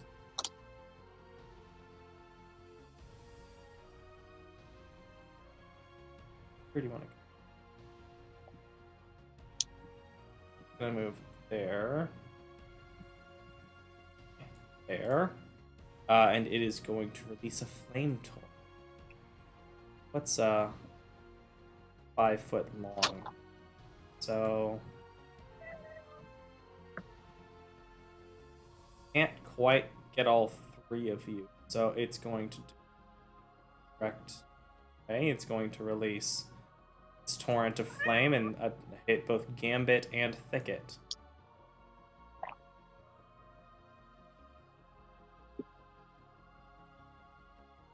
Should make you make the saves.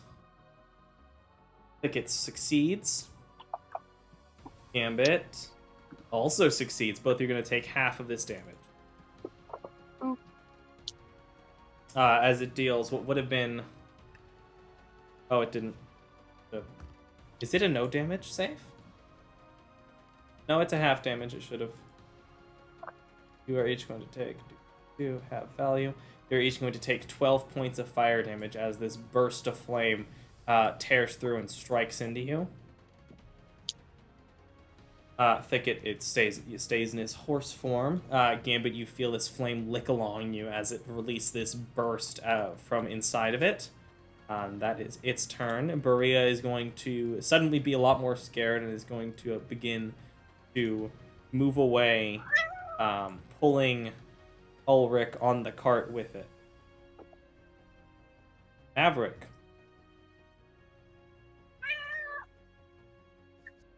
I forgot. Ha ha ha.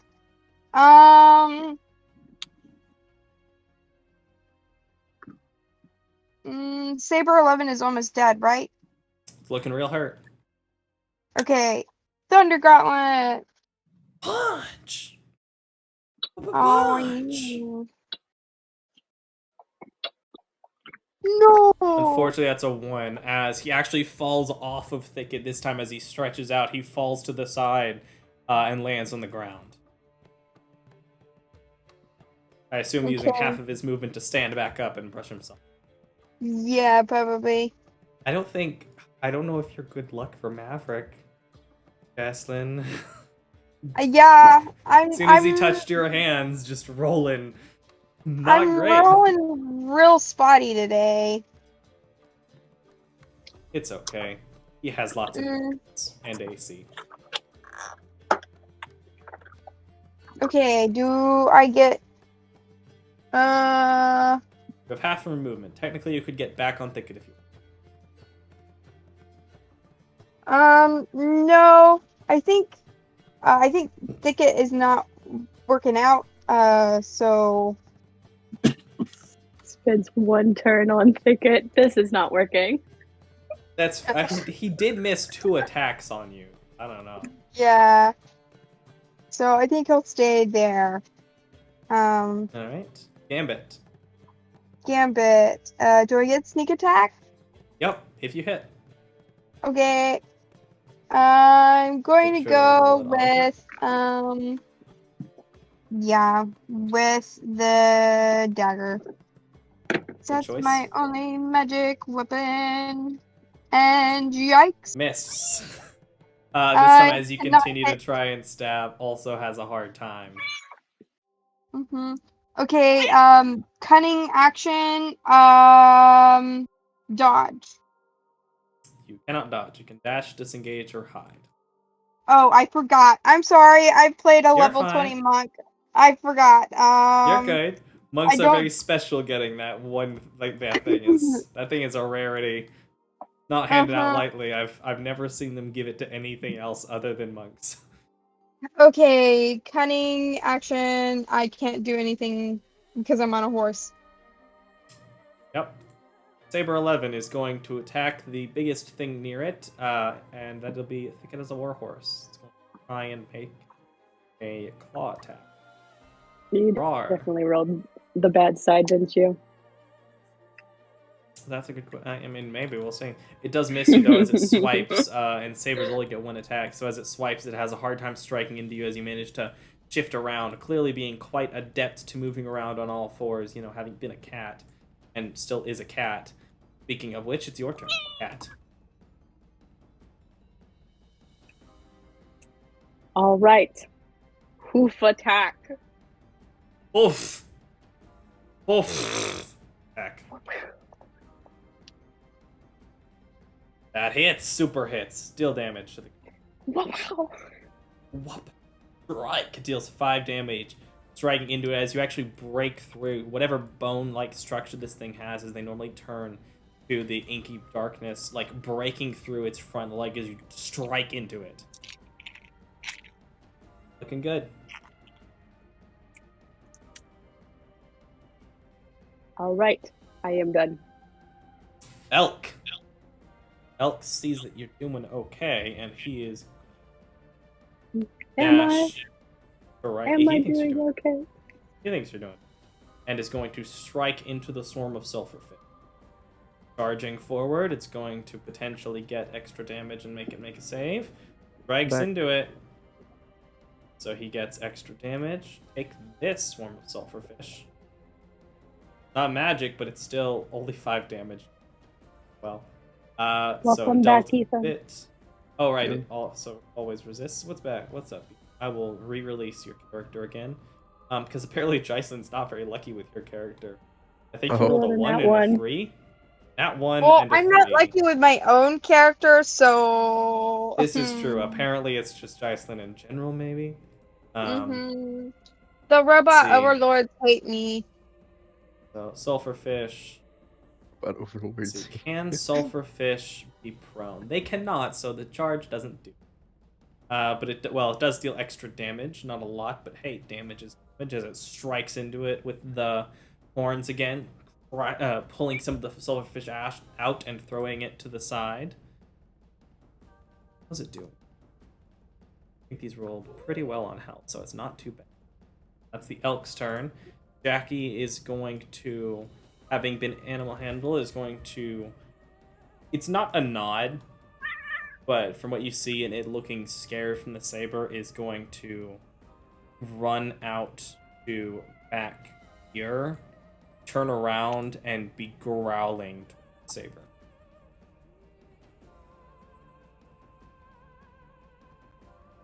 No longer prone because up. Take it to the sand does not finish moving. As you see. Wonderful.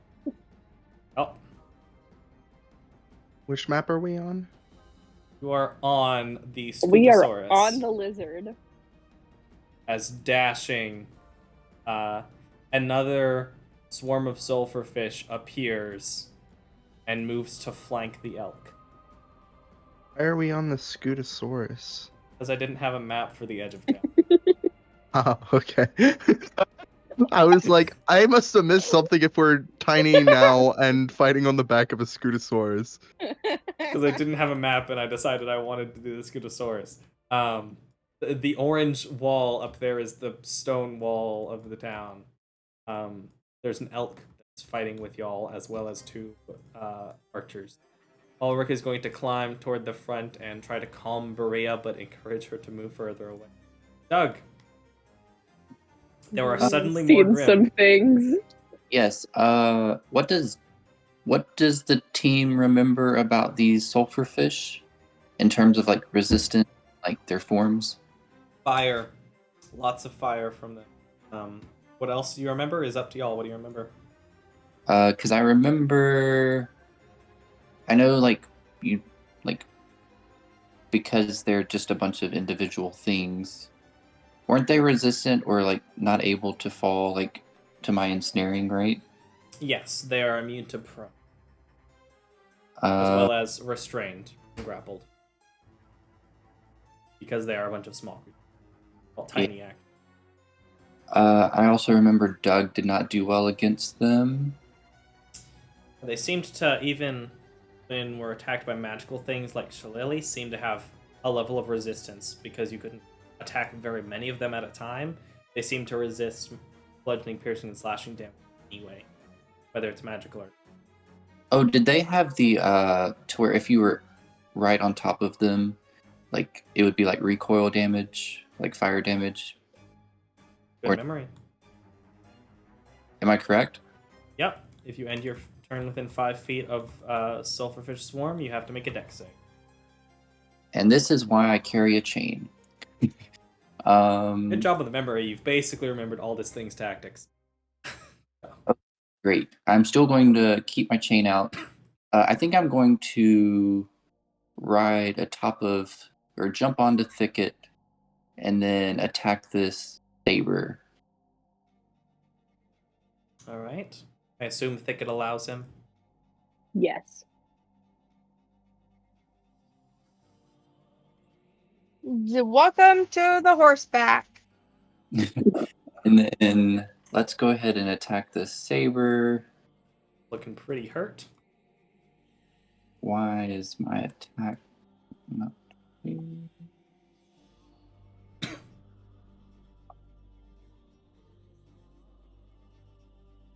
That it's the saber. Swinging down on it, you swing down the hammer, and as well as swinging the hook end around toward its throat.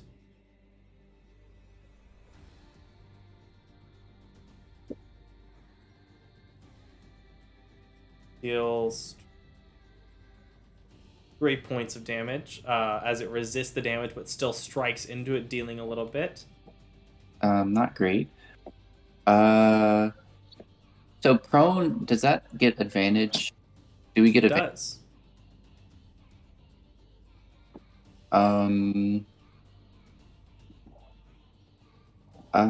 Let's see.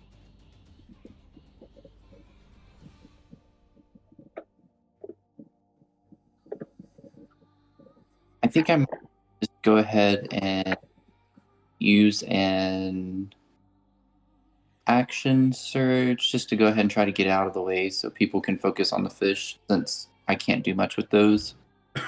So yeah, I'm going to use my action surge to attack again. All right.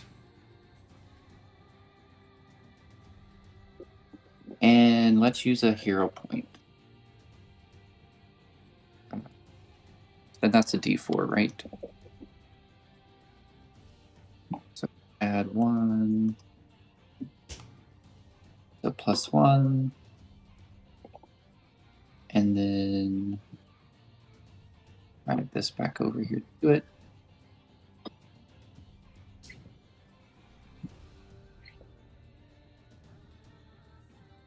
Nice. That super hits.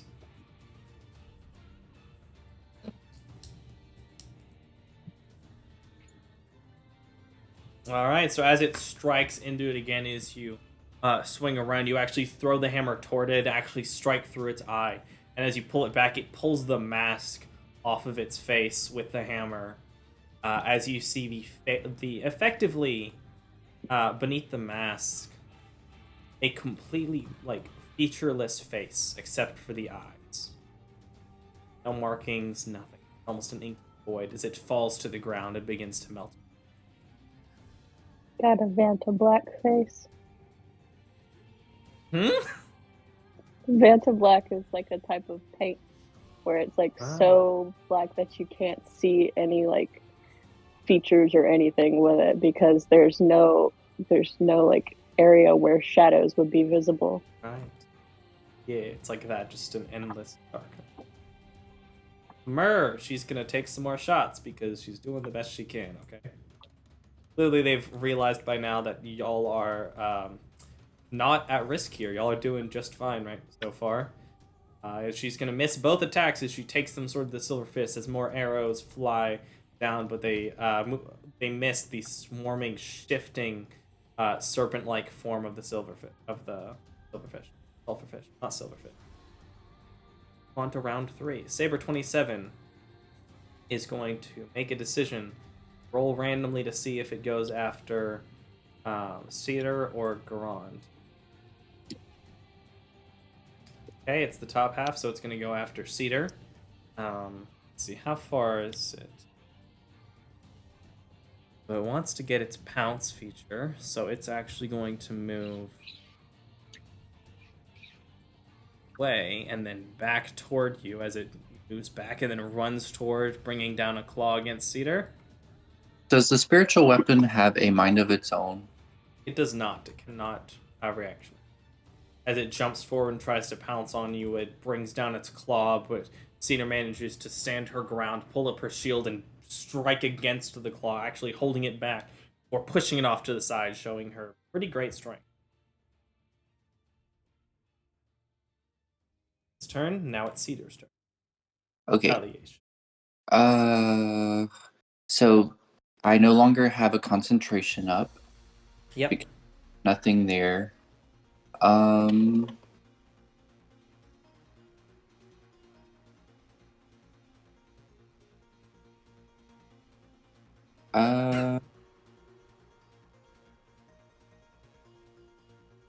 Let's see, what hurts more?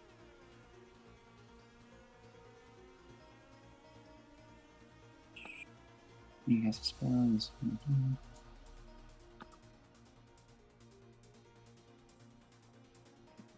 Okay, I think I'm just going to cast Inflict Wounds since it's right at me.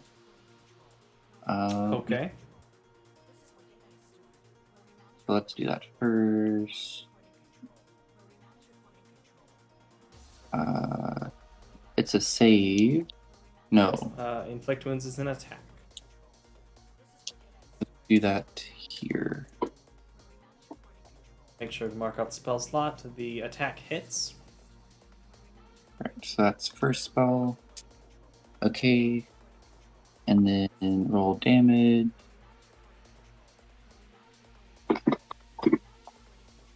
As Thicket injects it with this necrotic energy, you see it does seem to resist the negative energy as you put out your arm and strike into it. This power striking through it and actually breaking across some of the parts of the bone. It doesn't seem to do as much as you'd hoped, but it does still damage.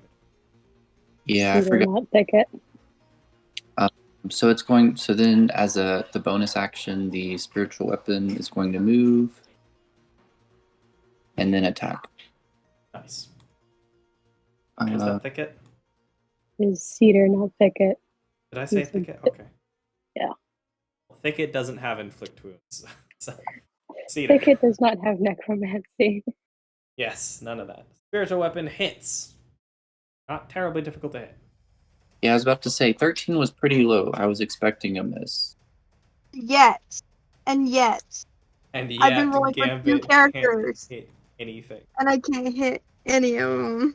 Deals 8 points of force damage that strikes into it. Does full damage as it strikes down upon it, knocking some of the bits of sandstone and dust that have caked onto the back of this creature. Alright, I believe that's Cedar's turn. Jed. Take some pot shots, Jed. Be a good guy. Yes. Can you hit? He can! He hit! Deal a little bit of damage against Selfish 7. 4 damage. That's better than 0. Garand.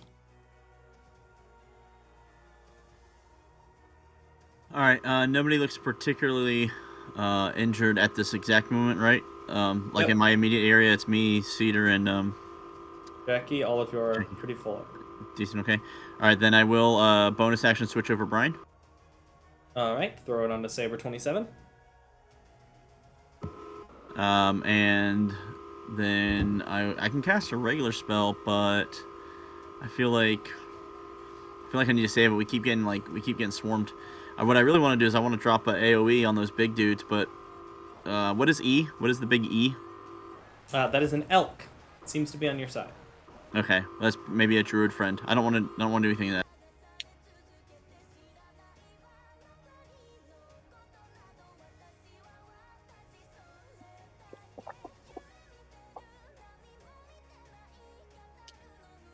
That hits. Roll damage.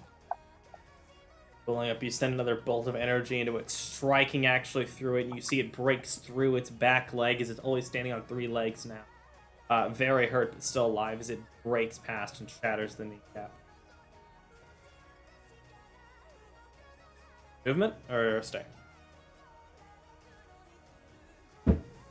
I mean, it seems like it's got something to focus on. So I mean, I'm meant to support anyway. Like until I can get some awesome weapon that like I dreamed about once.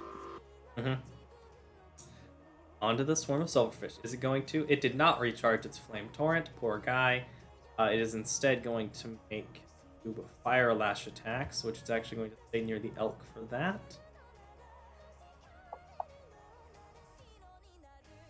It's going to hit. Let's see. There you go. Deal some fire damage to the elk. It deals 8 points of fire damage, striking into the elk, burning along its side, and actually breaking off part of one of its horns. It's going to bring up another dozen of them, of the small silverfish, are going to swing around, slashing outward with their small flaming tails. Make another fire lash. Again. As it strikes, dealing another 12 points of damage. How far did it exceed? It exceeded by 5. That's good. As it strikes through, the elk seems to shrink and shift. As you see before you, though the picture's not very good, you see a friend. As this fairly tall furbolg brings up his staff and it burns along part of his arm, but manages to take, using his aura, the rest of the damage to himself. You see Apollo Elvalier. Yay! Sorry to crash your party. Nice to see you, though. As this large thing barrels down and seems to scream out at him, all these small voices. burning gas seemingly almost in between. Bury is going to continue away with her Ulrich. Eat.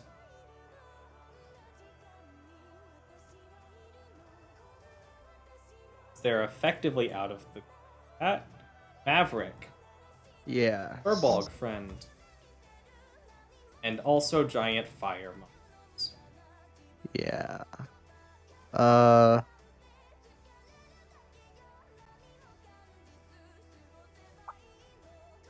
I guess I punch the silverfish.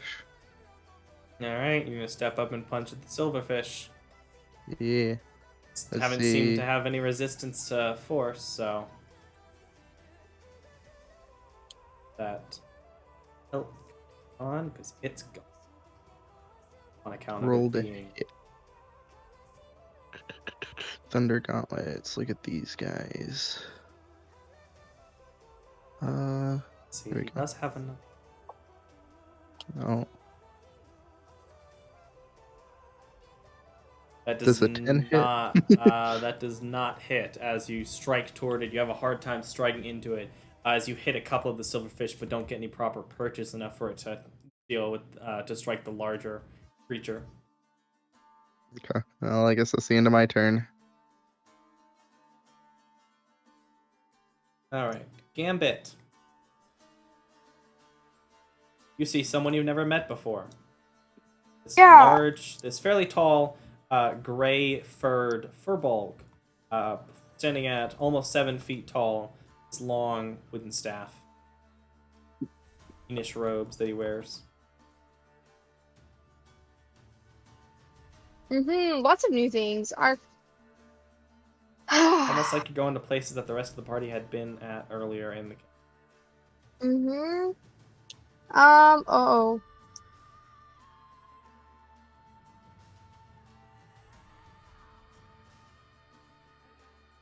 Alright, I think I'm still on horse.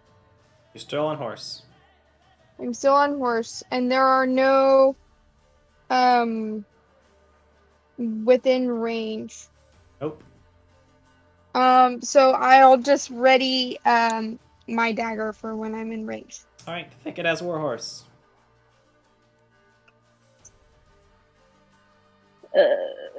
How would you like to Warhorse? I would like to not Warhorse, but I don't have something better than Warhorse at the moment that would be effective. Like Pokemon, this attack is not very effective. Literally. Anyways, You can always just shift out. and do Maybe it's a what? bonus action. I don't know, something else is Thicket. Thicket has horse or horse has Thicket, I don't know. You do you, cat. Okay. If you bark skin them to death, that's not.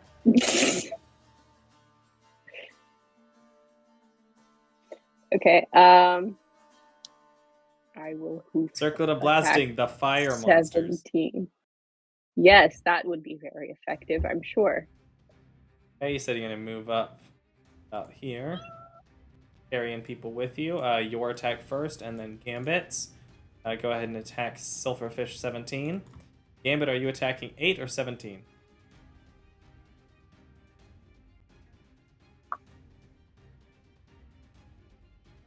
This one. Yes! Good job. Amazing. Do I get sneak attack? You do. I definitely Unfortunately, hit. Definitely did not hit. Thicket. As you try and move around, you're not used to trying to move around so many people, and you were excited about seeing Apollo. Wait, stop a second. Gambit, you accidentally added sneak attack to yourself twice. Oh. Okay, now you can roll. Don't want to deal extra damage.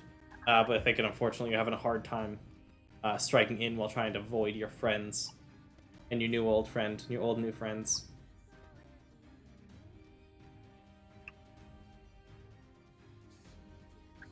Dealing, that should not have resisted. Oh wait, no, it did resist because Sulfurfish resist all bludgeoning, piercing, slashing because swarm mechanics. Dealing a total of 7 points of damage as you slash into it, striking some of the sulfurfish off, pushing them off to the side. Let's see, what is your HP? That does make a difference for swarms. Oh, it's still doing pretty okay. Alright. I believe that's both of you. Jackie is going to run up and stand in front of one of Garon's feet, growl in the direction of Saber. Oh, she and I are trying to protect each other. I love it. Sulfurfish is going to... it's going to make an intelligence, and then...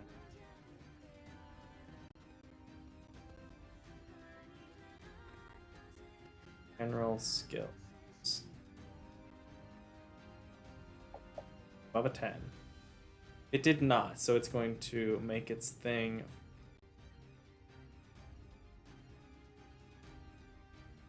Nah, it's going to do the smart thing. Decided. It's going here. Shifting around, it would get an opportunity attack from basically everyone but Maverick. So anyone who wants it, except for Gambit, because he already used his reaction. Reaction attack, Sulfurfish 17.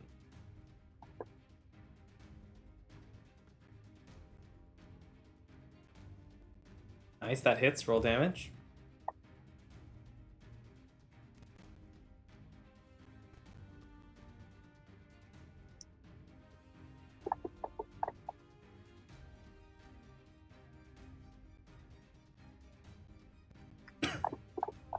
Nice, that hits Warhorse Thicket, dealing 5 points of damage. Doug dealing additional 5 points of damage as both of you strike it as it passes by. Let's see, what does Apollo have? Has not cast Shillelagh. We'll just, quarterstaff though, might as well.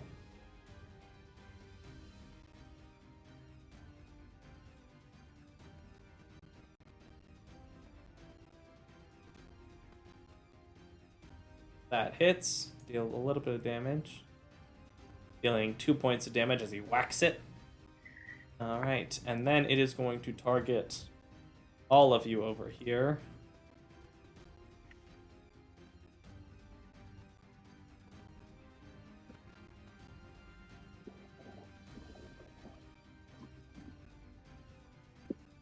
That's because I was pressing the wrong thing.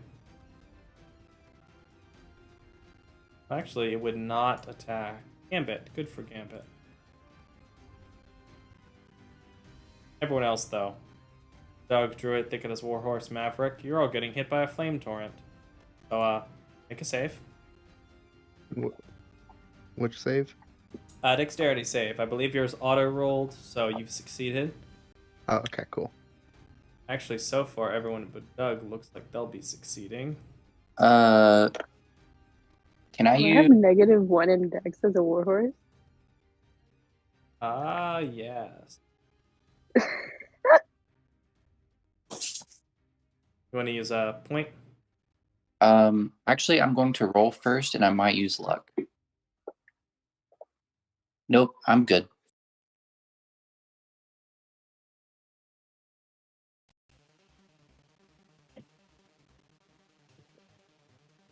Alright, in that case I need to... This is the way it processed. I'm just going to roll the effect. So it's going to deal half, so it's going to deal 11 points of fire damage to each of you. I will drag it on.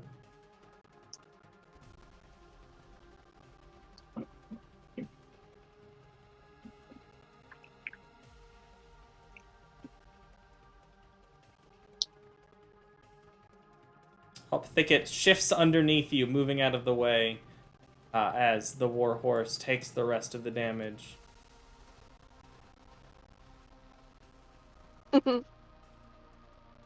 Dang. Paula does not look great.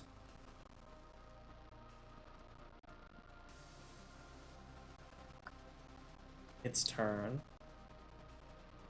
Ulrich. Wait, Doug. Yeah, Doug is not great against either of these. However, he did learn a thing or two from last time, so he knows not to get super close. He is going to use a bonus action just to heal himself a bit.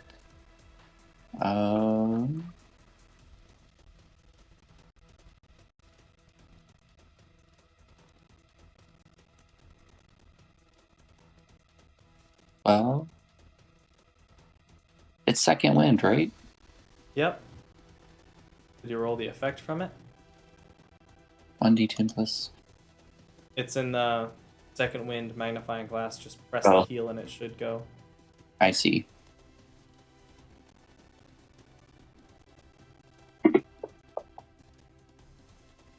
Nice. And then be sure to mark it off, but it should have automatically healed you 10. So you're doing really well. Okay, and then As y'all did see, I guess to describe that, Apollo, as the flames went over him, his brownish aura that he pulled up did flicker as he... Doug, alright. So yeah, I'm 10 feet away from Swarm 8, but let's do one at a time, so I'm going to focus on 17, but I'm going to maneuver my way such that I'm away from the rest of the party.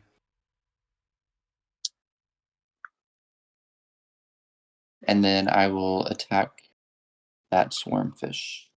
Or sulfurfish. Nice. Swarm of sulfurfish. Yes. Sulfur swarmfish. Anyway, the fish that is sulfured. It's a hit on the swarmfish. Full swarmfish damage. Deals a total of 4 points of damage as you slash through it again, knocking different ones across as you swing the chains around yourself and knocking through one and the other, slashing through it, but still only hitting a few at a time, not doing as much as you wish. Yep, and Doug. Closer and closer to half health, at which point it has to shift out of this form. It is then going to be Apollo's turn. He is going to...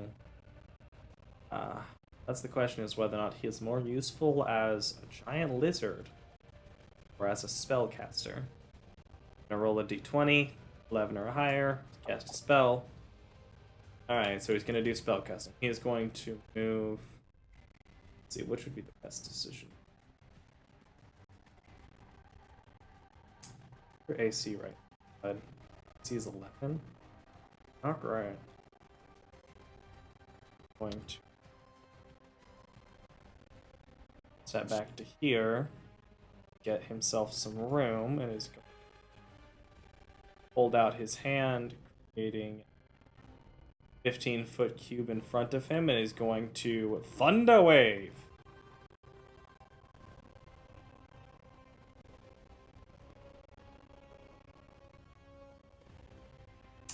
It succeeds, unfortunately, but it's still going to take half damage.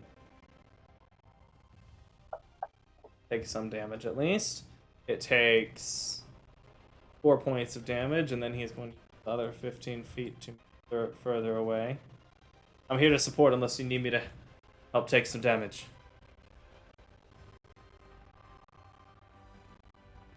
Turn A. Murray's going to take some more shots against 17. Miss. You know, these archers are being about as useful as I expected them to be. Not very. Dealt 5 points of damage cutting into it. On to round 4. It is Saber 27. It is going to attack Cedar. It does look very, very hurt. On one leg, it strikes outward, dealing an automatic miss as it completely misses by Cedar, swinging wide, failing to get its balance underneath. Cedar. Yeah, Cedar is going to first use the spiritual weapon as like the bonus action to attack. Okay. That destroys it first. Reasonable. So let's do that first. And that's going to be a no. That's a miss. And how far is Cedar from all three things? 5. The furthest one away is 60 feet. Yeah, so like, why not just use the last Second level spell slot. slot to hopefully deal a lot of damage with Foxfire? And I'll go ahead and target them all for you. Make it easy. I know they might have resistance to fire, but not. Psychic. So they're selected, correct? Yep, so you can roll the save. Fuck. Alright, so unfortunately, 2 of them succeed, so the effect does not stay on those 2. But you do have the effect on Sulfurfish, a Foxfire onto it. Well, Oh, you've already so done what it. does it do? I'm going to check. Does it do half damage on a success? Yes. It does, so you still get to hit them once. Cool, go ahead and roll it. You'll be able to continue it on the one of them. Flames extinguish on a success. Alright, still deals damage, and as it burns along the saber, even though it seems to defend against the flames a bit, it still succumbs as the saber falls to the ground. Similar to the other one, the inky blackness seemingly being burned up by the psychic flames. The other 2 do seem to resist. Does it resist all of it, or just... Just the flames. Okay. So, for example, Silverfish 17 that succeeded took 4 points of damage, and 8 took 8 points of damage. Okay. So And, more on the fire side than the psychic. Right? and question. Answer. I know there's a move step, but to move the spiritual weapon, that's considered a bonus action, correct? It's part of the bonus action, yeah. So the only person I could move is Cedar. Yes. But I think Cedar's just gonna stay where Cedar is. Fair. Alright. Jed. Do what Jed does and make bow attacks. 'Cause he's...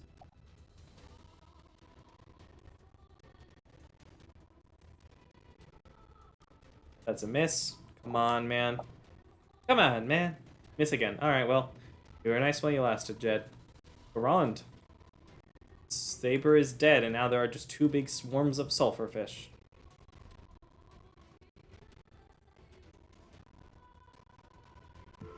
Alright, if I remember correctly, like, the best way for them was, like, AoEs, right? Seem to be, effectively elemental damage that isn't fire seemed to be the most efficient, but yeah. Oh, okay. Alright, well, then if that's enough, then I will bonus action switch over O'Brien. And then I will be blasting some more. How's anybody looking hurt-wise, just so I know for... The most hurt appears to be, your druid friend or Gambit. Either Apollo or Gambit. I also saw Abby just joined Fantasy Grounds, but isn't on Discord yet. She'll show up for a couple of minutes.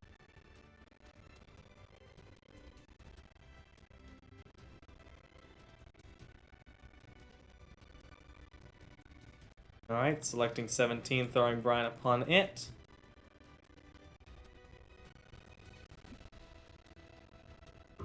I did the wrong button, but I tried to It's fix okay. it, so... Good.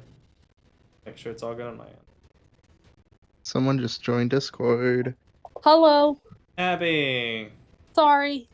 I That's didn't okay. realize what night it was. Yep, it's a Wednesday. Surprise. Surprise.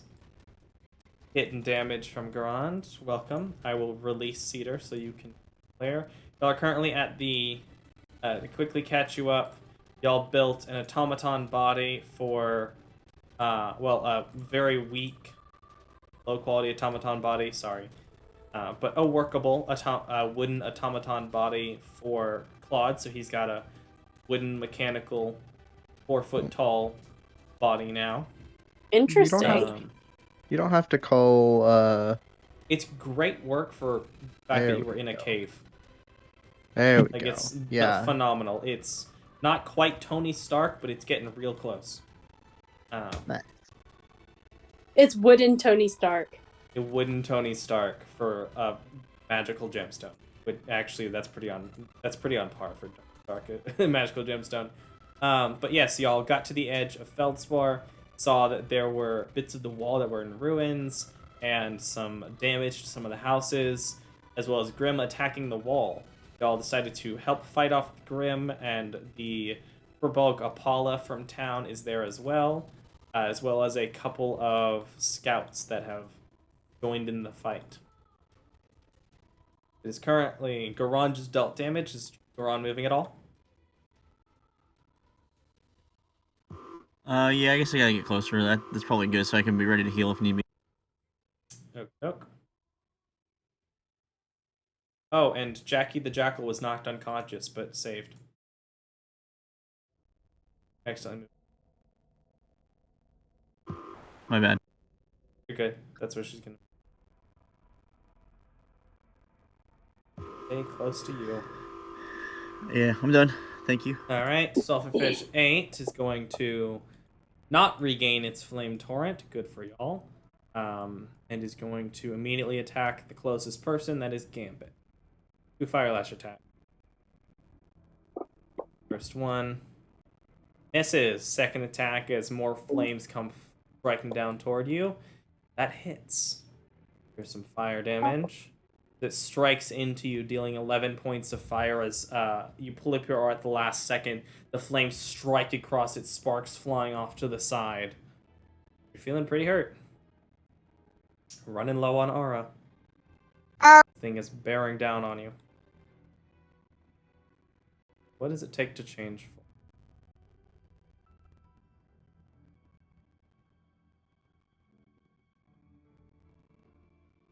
Okay, it's just going right here. Here. So I realized its AC should have been slightly high. I hadn't been doing it, so. Its AC increases while it's in Serpent form. My bad. Let me go ahead and fix that for the rest of the fight.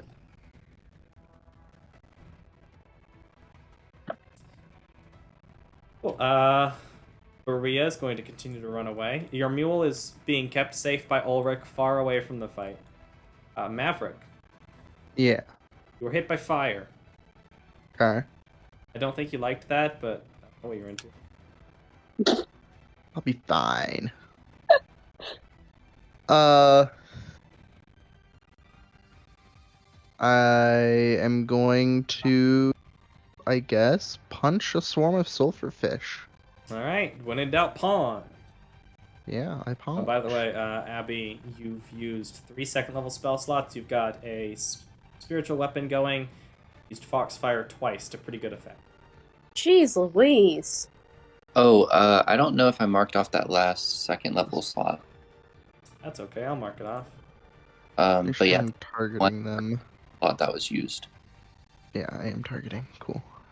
So I have no second levels left. And what? Let's see. One have- first level left? You have No, no. 3 Does it- first levels. 21 hit. But that killed does hit. You have 3 first level spells. Oh, also, should I be looking at anything?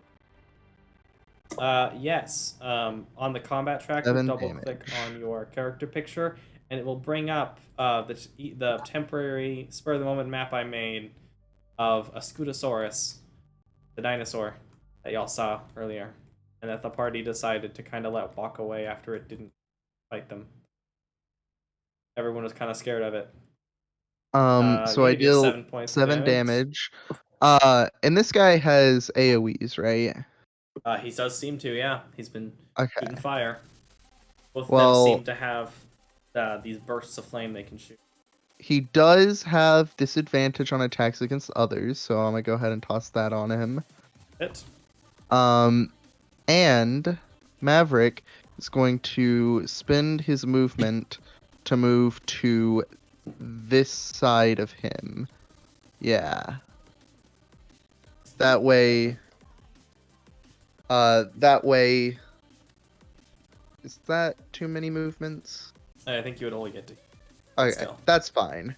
Because if he does an AoE on the party members, then it's going to be at disadvantage, and if he does one on me, it's not going to hit it. Anyone else? Anyone Nice. else? Yeah. All right, Gambit. It's ouch time. Ow. Or an ouch town. I think I How want does pain to. feel? It hurts. That tracks. That is the thing that's supposed to be the case.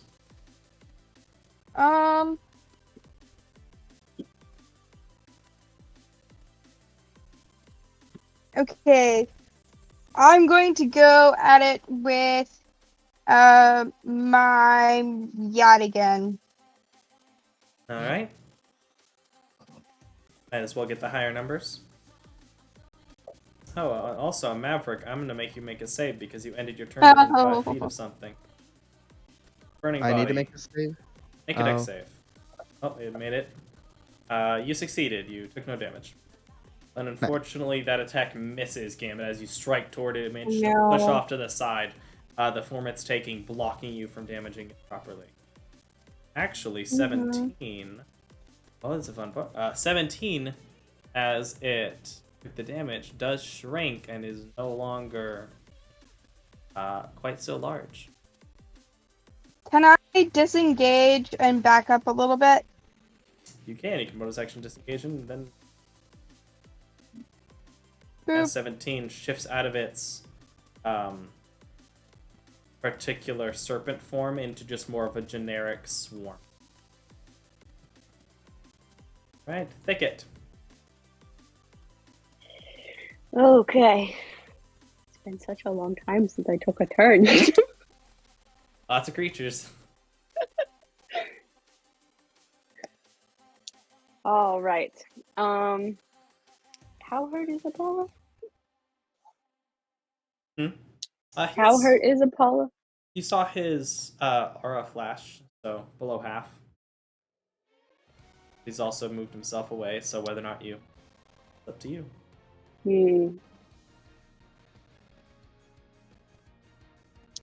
Yeah, that looks pretty hurt. Damn it, it's very hurt.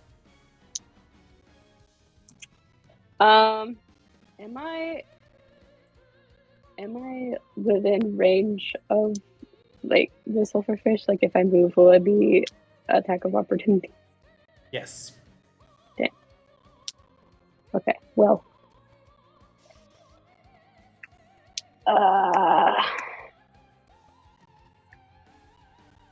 Well, I can do that. I will use Healing Word on Gambit, and then I will pick something to turn into with another wild shape. Alright. Let me... Go and use the heal, and then I'll go ahead and go to the next turn when you decide.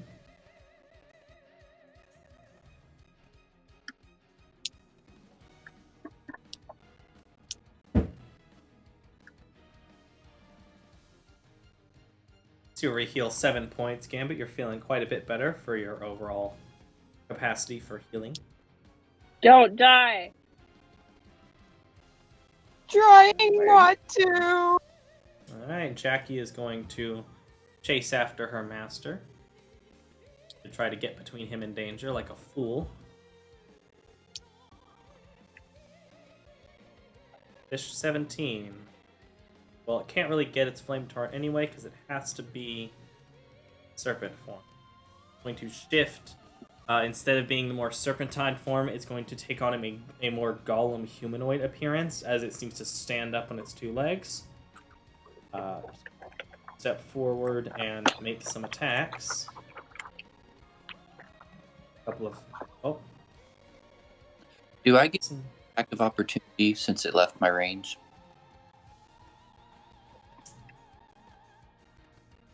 Yeah. Range is 10 feet, so yeah, go for it.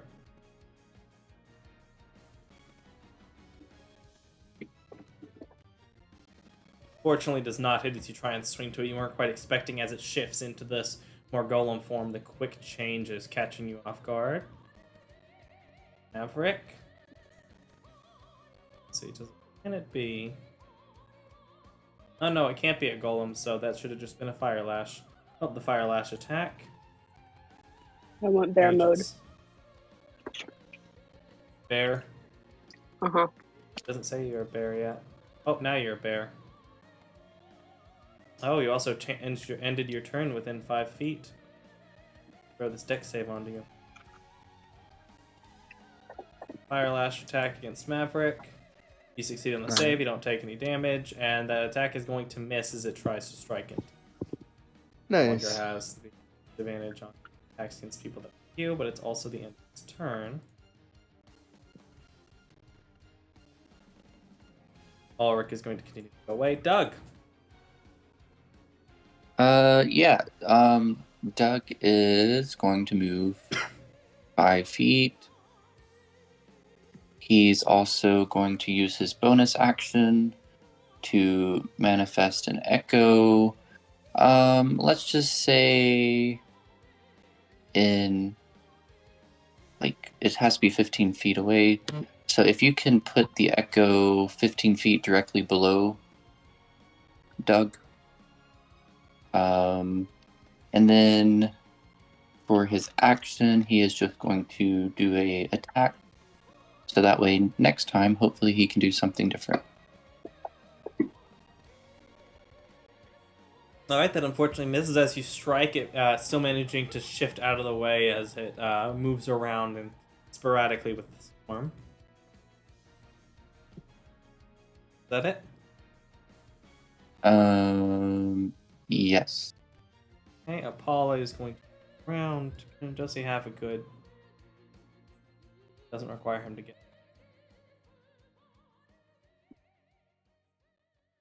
A step past Gambit, tapping him on, like, putting a hand on his shoulder. Ornu, hello. Cast another Thunder Wave to hit Silverfish number 8. Cast this one at 2nd level. Fancy. Save, and it is going to fail. Take 3d8 thunder, boy. As the thunder energy bursts across it, it takes the full 13 points of damage. That brings it below half of its health. It is also going to shrink back down to its still large and swarm, but not quite as menacing and serpentine. Oh, that worked out. And fit back over here. Is going to try and shoot more at Sulfurfish 8. Myrrh is an elf lady. One of the 2 scouts that are not doing much. Wall Abbey. Yep, she missed again, twice. Evo. Cedar. Abby. What would you like to do? You have a Foxfire going against Sulfurfish number 8, or you can do other stuff.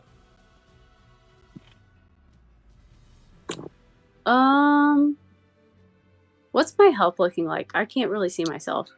You are full health. Oh, cool. Then forget that. How did he respond to the Foxfire? The psychic damage does full damage. The fire does not. It seems to resist fire, but the psychic does damage. I guess I'll continue that. All right, as your action, go ahead and make it roll the save. Wait, can I do that if I've used all my level 2 spells? Yep, because once you have Firefox up, you can keep using it until it dissipates. Cool. Okay, so what do I do for the save? Sorry. Yeah, so under the level 2 spells, the magnifying glass, there's the DC Dex 14. Click that save button because you're already targeted. Save button. Should show up on my end, and let's see if he succeeds.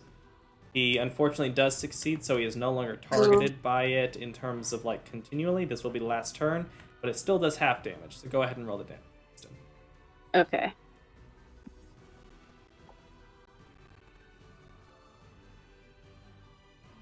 Alright, it does only 2 points of damage, unfortunately not rolling very high on the last roll, but you still do some points of damage to it. And that is the last of your 2nd level spells for the day. Alright, is there anything you'd like to do with movement and bonus action? Move your spiritual weapon up to 30 feet, whichever way you like. How far away is the... Fortunately, there are 40 feet and 55 feet away, respectively. say respectively like I'd listed them in the first. I guess I'll move it 30 feet in either direction. I don't really care which. Whichever one has the most amount of health. I don't really know that, but I'm going to go ahead and just move it up to the one north. Okay. All right. Are you going to move around at all as well, or just stay there? I'm good. Okay. Jed. You need to take his own pot shots. Not to be outdone by Myrrh missing. He's going to also miss. Case in point. He hit one. Never mind. Good job, bud. You dealt 1 point of damage. Yay! They're not very useful, but they're there for emotional support. Not Garand. entirely useless. Entirely useless. Garand, you also have an emotional support animal. Yes, I do. Who's a good girl? Who's a good girl? We're gonna get the bad guys. We're gonna get the bad guys. Urgh.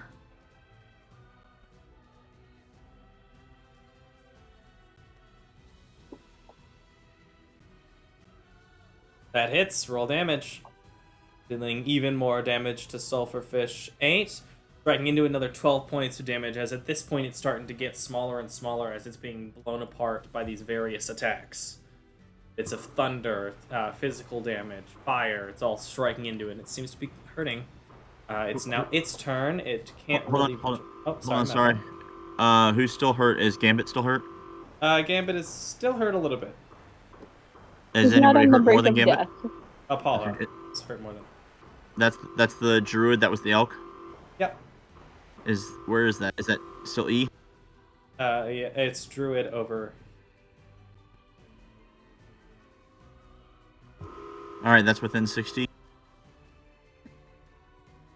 He's the guy that runs the flower shop, and is also one of the elders of the town. He can also turn into a cat. And turn into a cat. He's effectively a level 3 druid. We are cat friends.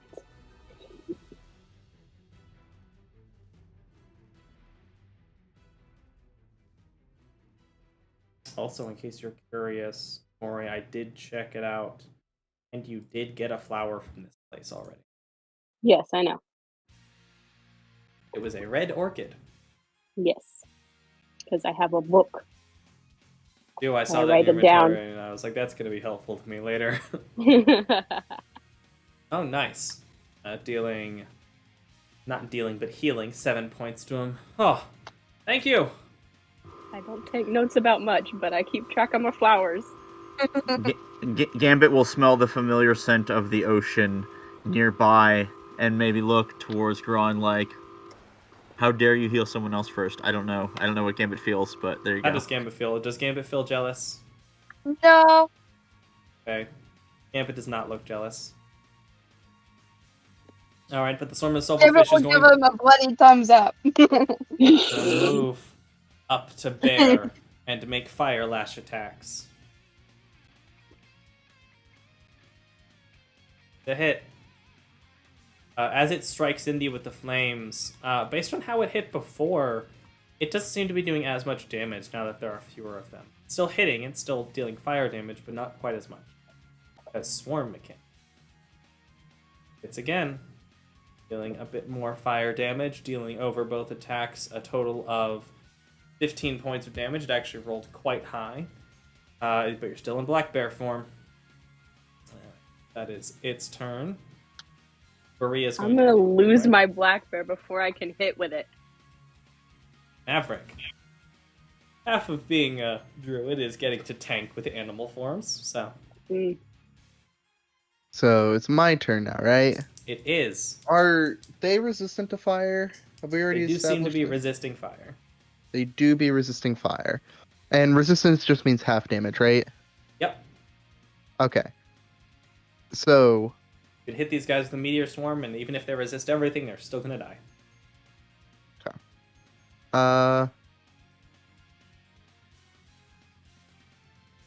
I am going to use Green Flame Blade on my fist. So I would like to note, at the level you are, that only damages someone next to the person you're attacking. It does deal more. Yeah. As you get level 5 and higher, Oh. it does deal additional damage to the base attack. but at the start it only deals your intelligence modifier to or your spellcasting ability to a creature within 5 feet of it. Never mind then. Currently, Also, it would wouldn't do much. my Thunder Gauntlets be considered a melee weapon? I assume so. Yes. Yeah. Okay. I intended for you to be able to use green. So, Okay, yes. cool. Purposes of this, 100%. Then I punch, just regular punch. Punch! I'm desperately trying to figure out how to do something other than just punch. Yeah. But punch is so effective, and it actually It works is. for It is. keeping people away from your enemies, because now this thing also can only attack you again. Yeah. Dealing It 11 is. points of thunder damage as you punch into it, the thunder ringing out between several of the sulfur fish, sending them flying, continuing to destroy them as the pile gets smaller and smaller. Alright, you moving or anything? Wait, did you say the thing died? It did not. Oh, then. It's getting hurt. Oh. Okay. Why would I move if it's not dead? Because you're making a dex save to avoid fire damage. And you failed. You're taking some fire damage. How much? As you've rolled minimum, so you only take 1 fire damage. As you continue to stay toward this creature, the heat seems to burst outward. I'm also remembering I should have been adding +2 to damages from fire and stuff this whole time because it's scorching hot out here. But it's fine. Gambit.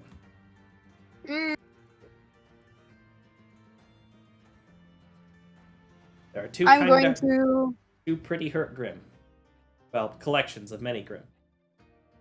I'm going to walk back up and go at it with my Yadigan.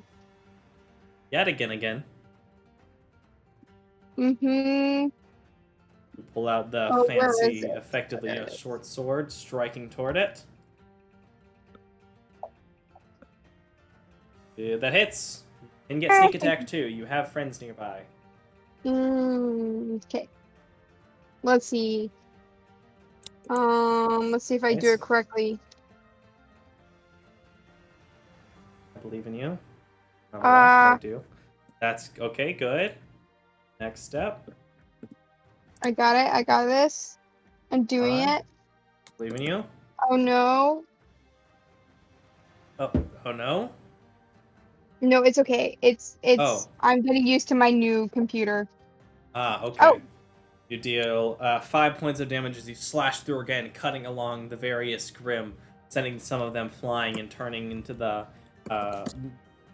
almost tar-like substance that they transfer to. All right, Thicket as Black Bear. Oh, sorry. Wait. Can I bonus action disengage and walk back again? Yep, you can. You can return to your position. Uh-huh. Sorry, Thicket. All right, Thicket, with 4 bear hit points left. How would you like to bear? Aggressively? All right. Let's see here.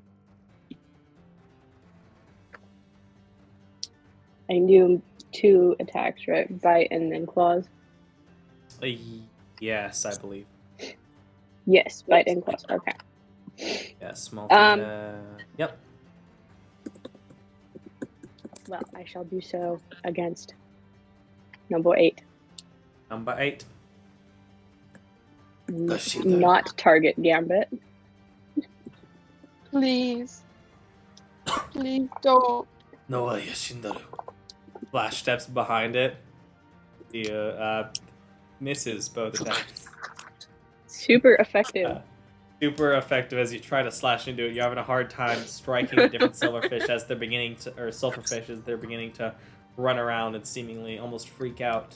Jackie is going to growl in the direction of the sulfurfish. Sorry, continue. With my last 4 bear hit points, I'm going to walk away. Alright, it's going to attack you. Where am I gonna go? Okay. not towards Gambit and Apollo. We're no I'm longer a gonna bear. just- Wait, are you? I'm gonna go by Doug. We're no longer a bear.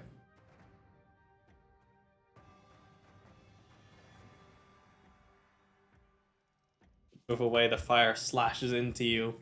You shift back into Thicket. Still, I think, full health for Thicket, but Yep.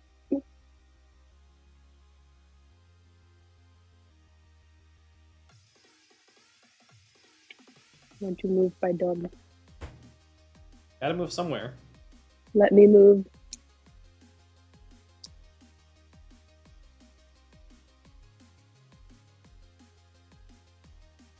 Where? Ah, good. Step up back next to Doug. There's Becky like growls. Sorry. there's a weird arrow on my screen. I don't know what it is. It's like going from where I was to where I'm standing now. And it won't go away. Weird. It's not on our side, so not sure.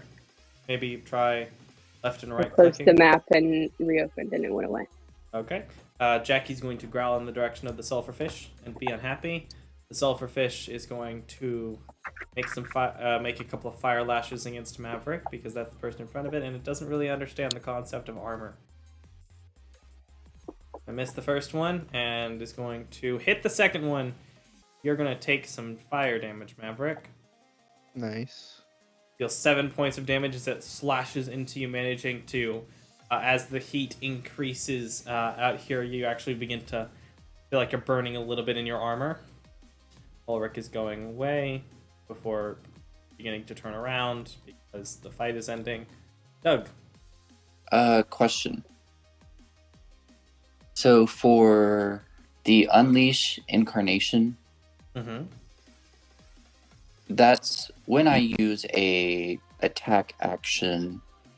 So since I don't have Action Surge, I can't use it as a bonus, correct? And I'll just attack twice. Yeah, so basically you would make an attack and then it would also attack from your echo. Right. Just as an action. Technically with Action Surge you can attack, echo attack, and then Action Surge attack and echo. Because it's whenever. Okay. Good to know. That's a way to get 4 attacks in one round as you have. But for now it would just be whenever you attack you can Yeah. twice currently. I'm gonna go ahead and use a hero point because I have 3 because I rolled a 20 earlier and gained Nice. 1. So that's a D4. The 1. Add an Always. extra 1 to the modifier window. Yep. And then I am just going to unleash a fury of whips against 17. The various barbed and hammer bludgeoning ends striking toward it. Yep.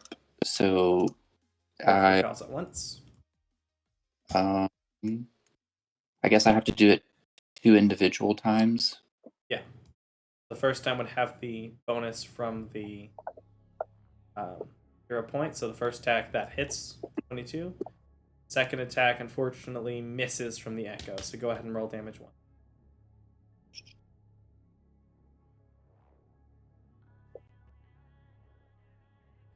You deal 3 points of damage as you strike into it, slashing through, killing several more of the sulfurfish. Oh wait, I can use a luck, right, for that second one? You can if you'd like to re-roll the second one or roll another d20. Yeah, I mean I might as well. I haven't used one yet. True. So let's do a second one for that second. That hits. Roll damage. All right, both attacks hit. There we go. 5 points after the resistance as it strikes through it, slashing through more and more of them. Looking pretty rough. It's a lot of them are getting slashed around and broken apart. Paula's feeling better. Oh, thank you for the aid. Yells over to Garand. In his relatively quiet voice, he's going to expend another second level spell slot because why wouldn't he? And another Thunder Wave. He pulls the staff again, strikes the staff against the ground as a burst of this thunderous energy goes toward it. It saves, but it still takes half. It takes 9 points of damage as another burst of this thunder strikes into it, sending a lot of the sulfur fish flying backwards away from him. Also looking. Mur is going to take some more shots. It'd be great if Mur killed one of these things. Mur or Jeb got the final strike on one of them. That'd be great. I'd be so proud. That's a 1. I don't know why you're rolling a d20 Maverick, but okay. That's another miss. Well, Mur, you had your moment of glory, and now it's gone. Cedar. Okay.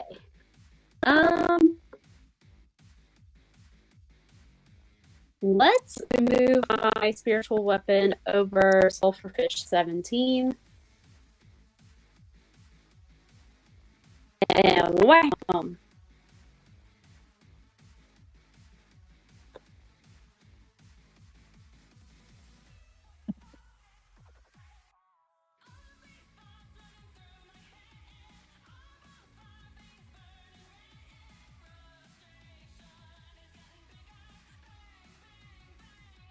Make the attack. My Ready to do that? yes. Oh, right. However, it doesn't want me to. There you go. It's because when you mark off the spells, it'll take away that spell level. So while you've still got one going, I'm gonna leave it open with as if you had a spell slot left, so you can access the stuff. Do I do save? It will be spiritual weapon. It'll be the attack. Okay.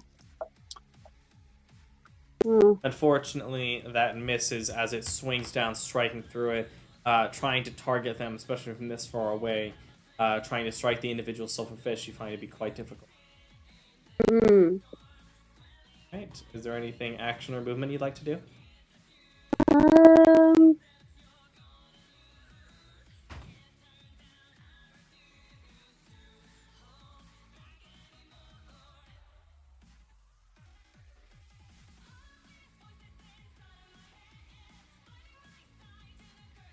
What? You don't have to if you don't want to. I know, but I'd like to do something. I don't think I can, though. You want to move closer to the combat or just stay there for now? Yeah, if... How far can I move? 30 feet? 30 feet. Here would be good. Okay, you step over Jackie. Moving past her just a bit. Alright, Jed. Jed, I'll be straight with you. Probably not going to kill either of these. Try. He does hit one, though. Roll max damage or something, bud. You dealt 3 damage to Sulfurfish 8. Not a lot, but hey, you dealt damage. There's a chance. If he hits and does max damage, he could kill this thing. It hits! Come on, Jeb, I believe in you. Okay, it's not max, it's just 2. Okay, well. You did good, bud.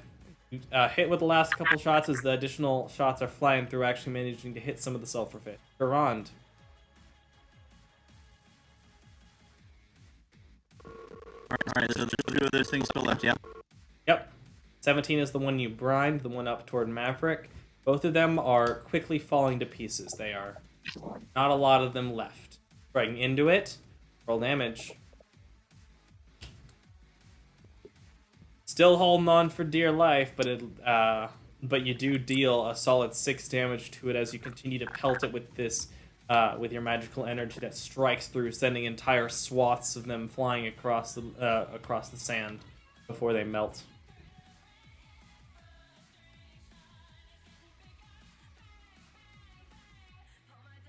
Anything else you'd like to do? Nobody needs heals, right? Nope. Alright, then I'm fine where I am. Alright, time to roll a 50-50 chance between going after Cedar or Gambit. Gambit, you're being attacked again. Oh no. What are you gonna do? The monsters like Gambit more than me. Oh no, what we gonna Hey, do? Gotta get him out of here. Hey, I can cause a disadvantage. Would you like to? Because the second one is gonna hit him. Yeah. I also get an opportunity of attack, right? No, it was down here, so it was outside of your range.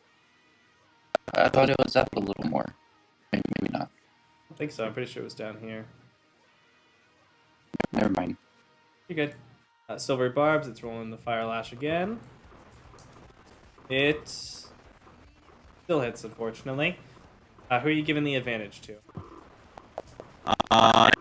If Gambit is still alive, or He still is. standing, I'll give it to Gambit. Gambit takes Alright, 4 Gambit. points of fire damage. Gambit, you now have advantage on the next thing that you want to have advantage on. So Gambit can maybe get the kill. Right. Maverick. Yeah. There's a sulfurfish. Not silverfish. I keep saying silver. There's sulfurfish. Because it's a play on silverfish. But it's in front of you. What do you want to do? You want to punch? Punch Yeah. is pretty great. There's also Thunder Wave, but punch is also great.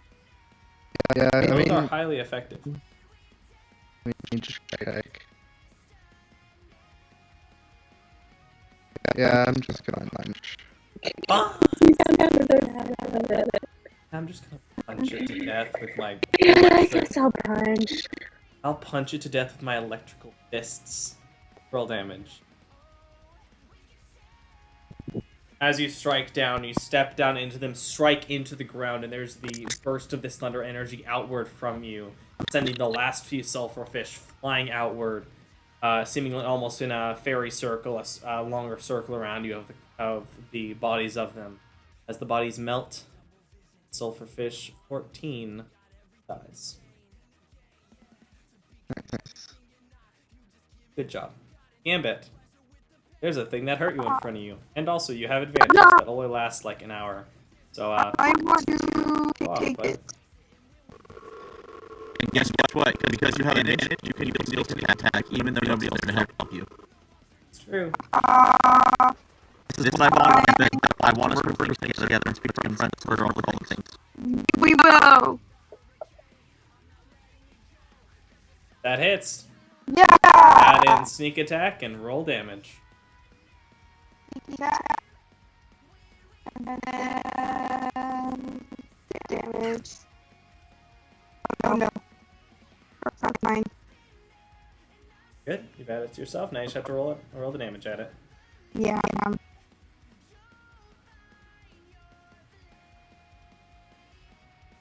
You step forward, shifting around, swinging in a circle, almost pulling a link as you spin around for a moment, swing the sword around you, bending down, make sure you slice through all of them as you effectively bisect the entire group of sulfurfish in half. As the bodies fall around you, it also dissipates. Yes. You all take a deep breath, having destroyed quite a few enemies in front of you. Take a deep breath and look around the damage to the town. As Apollo steps forward and waves Ulrich back as he brings the mule back toward you. Oh, nice to see you all again. Please, come in, let us offer you what hospitality we can. I think, given the time, given that my throat hurts a bit, and that I know some of our players had an early morning this morning, I think that's where we're going to end for them. Nice. Are we able to just have a long rest and start early, or do you want to do some more peace stuff for our rifle? There is a decent chance you'll want to RP and stuff. Right. So we're going to leave it where it is for Friday, 4 p.m., and we can long rest upon the return. Oh yeah, because it's 4 p.m. in game, right? For some reason, Yeah. it was like 8:30 or something. I don't know. Y'all arrived pretty early in the day. Would the long rest be enough? Like, I guess we would have enough XP upon the long rest for me to be thinking about things. You should. I mean, level 5 is relatively simple for you. Okay, whenever that happens, Let me see what the XP is worth. So, let's see. Or maybe other people can think. That should be roughly that, and that was the XP I settled on because I knew y'all were going to get help, so y'all aren't getting all of it on your own. That's okay.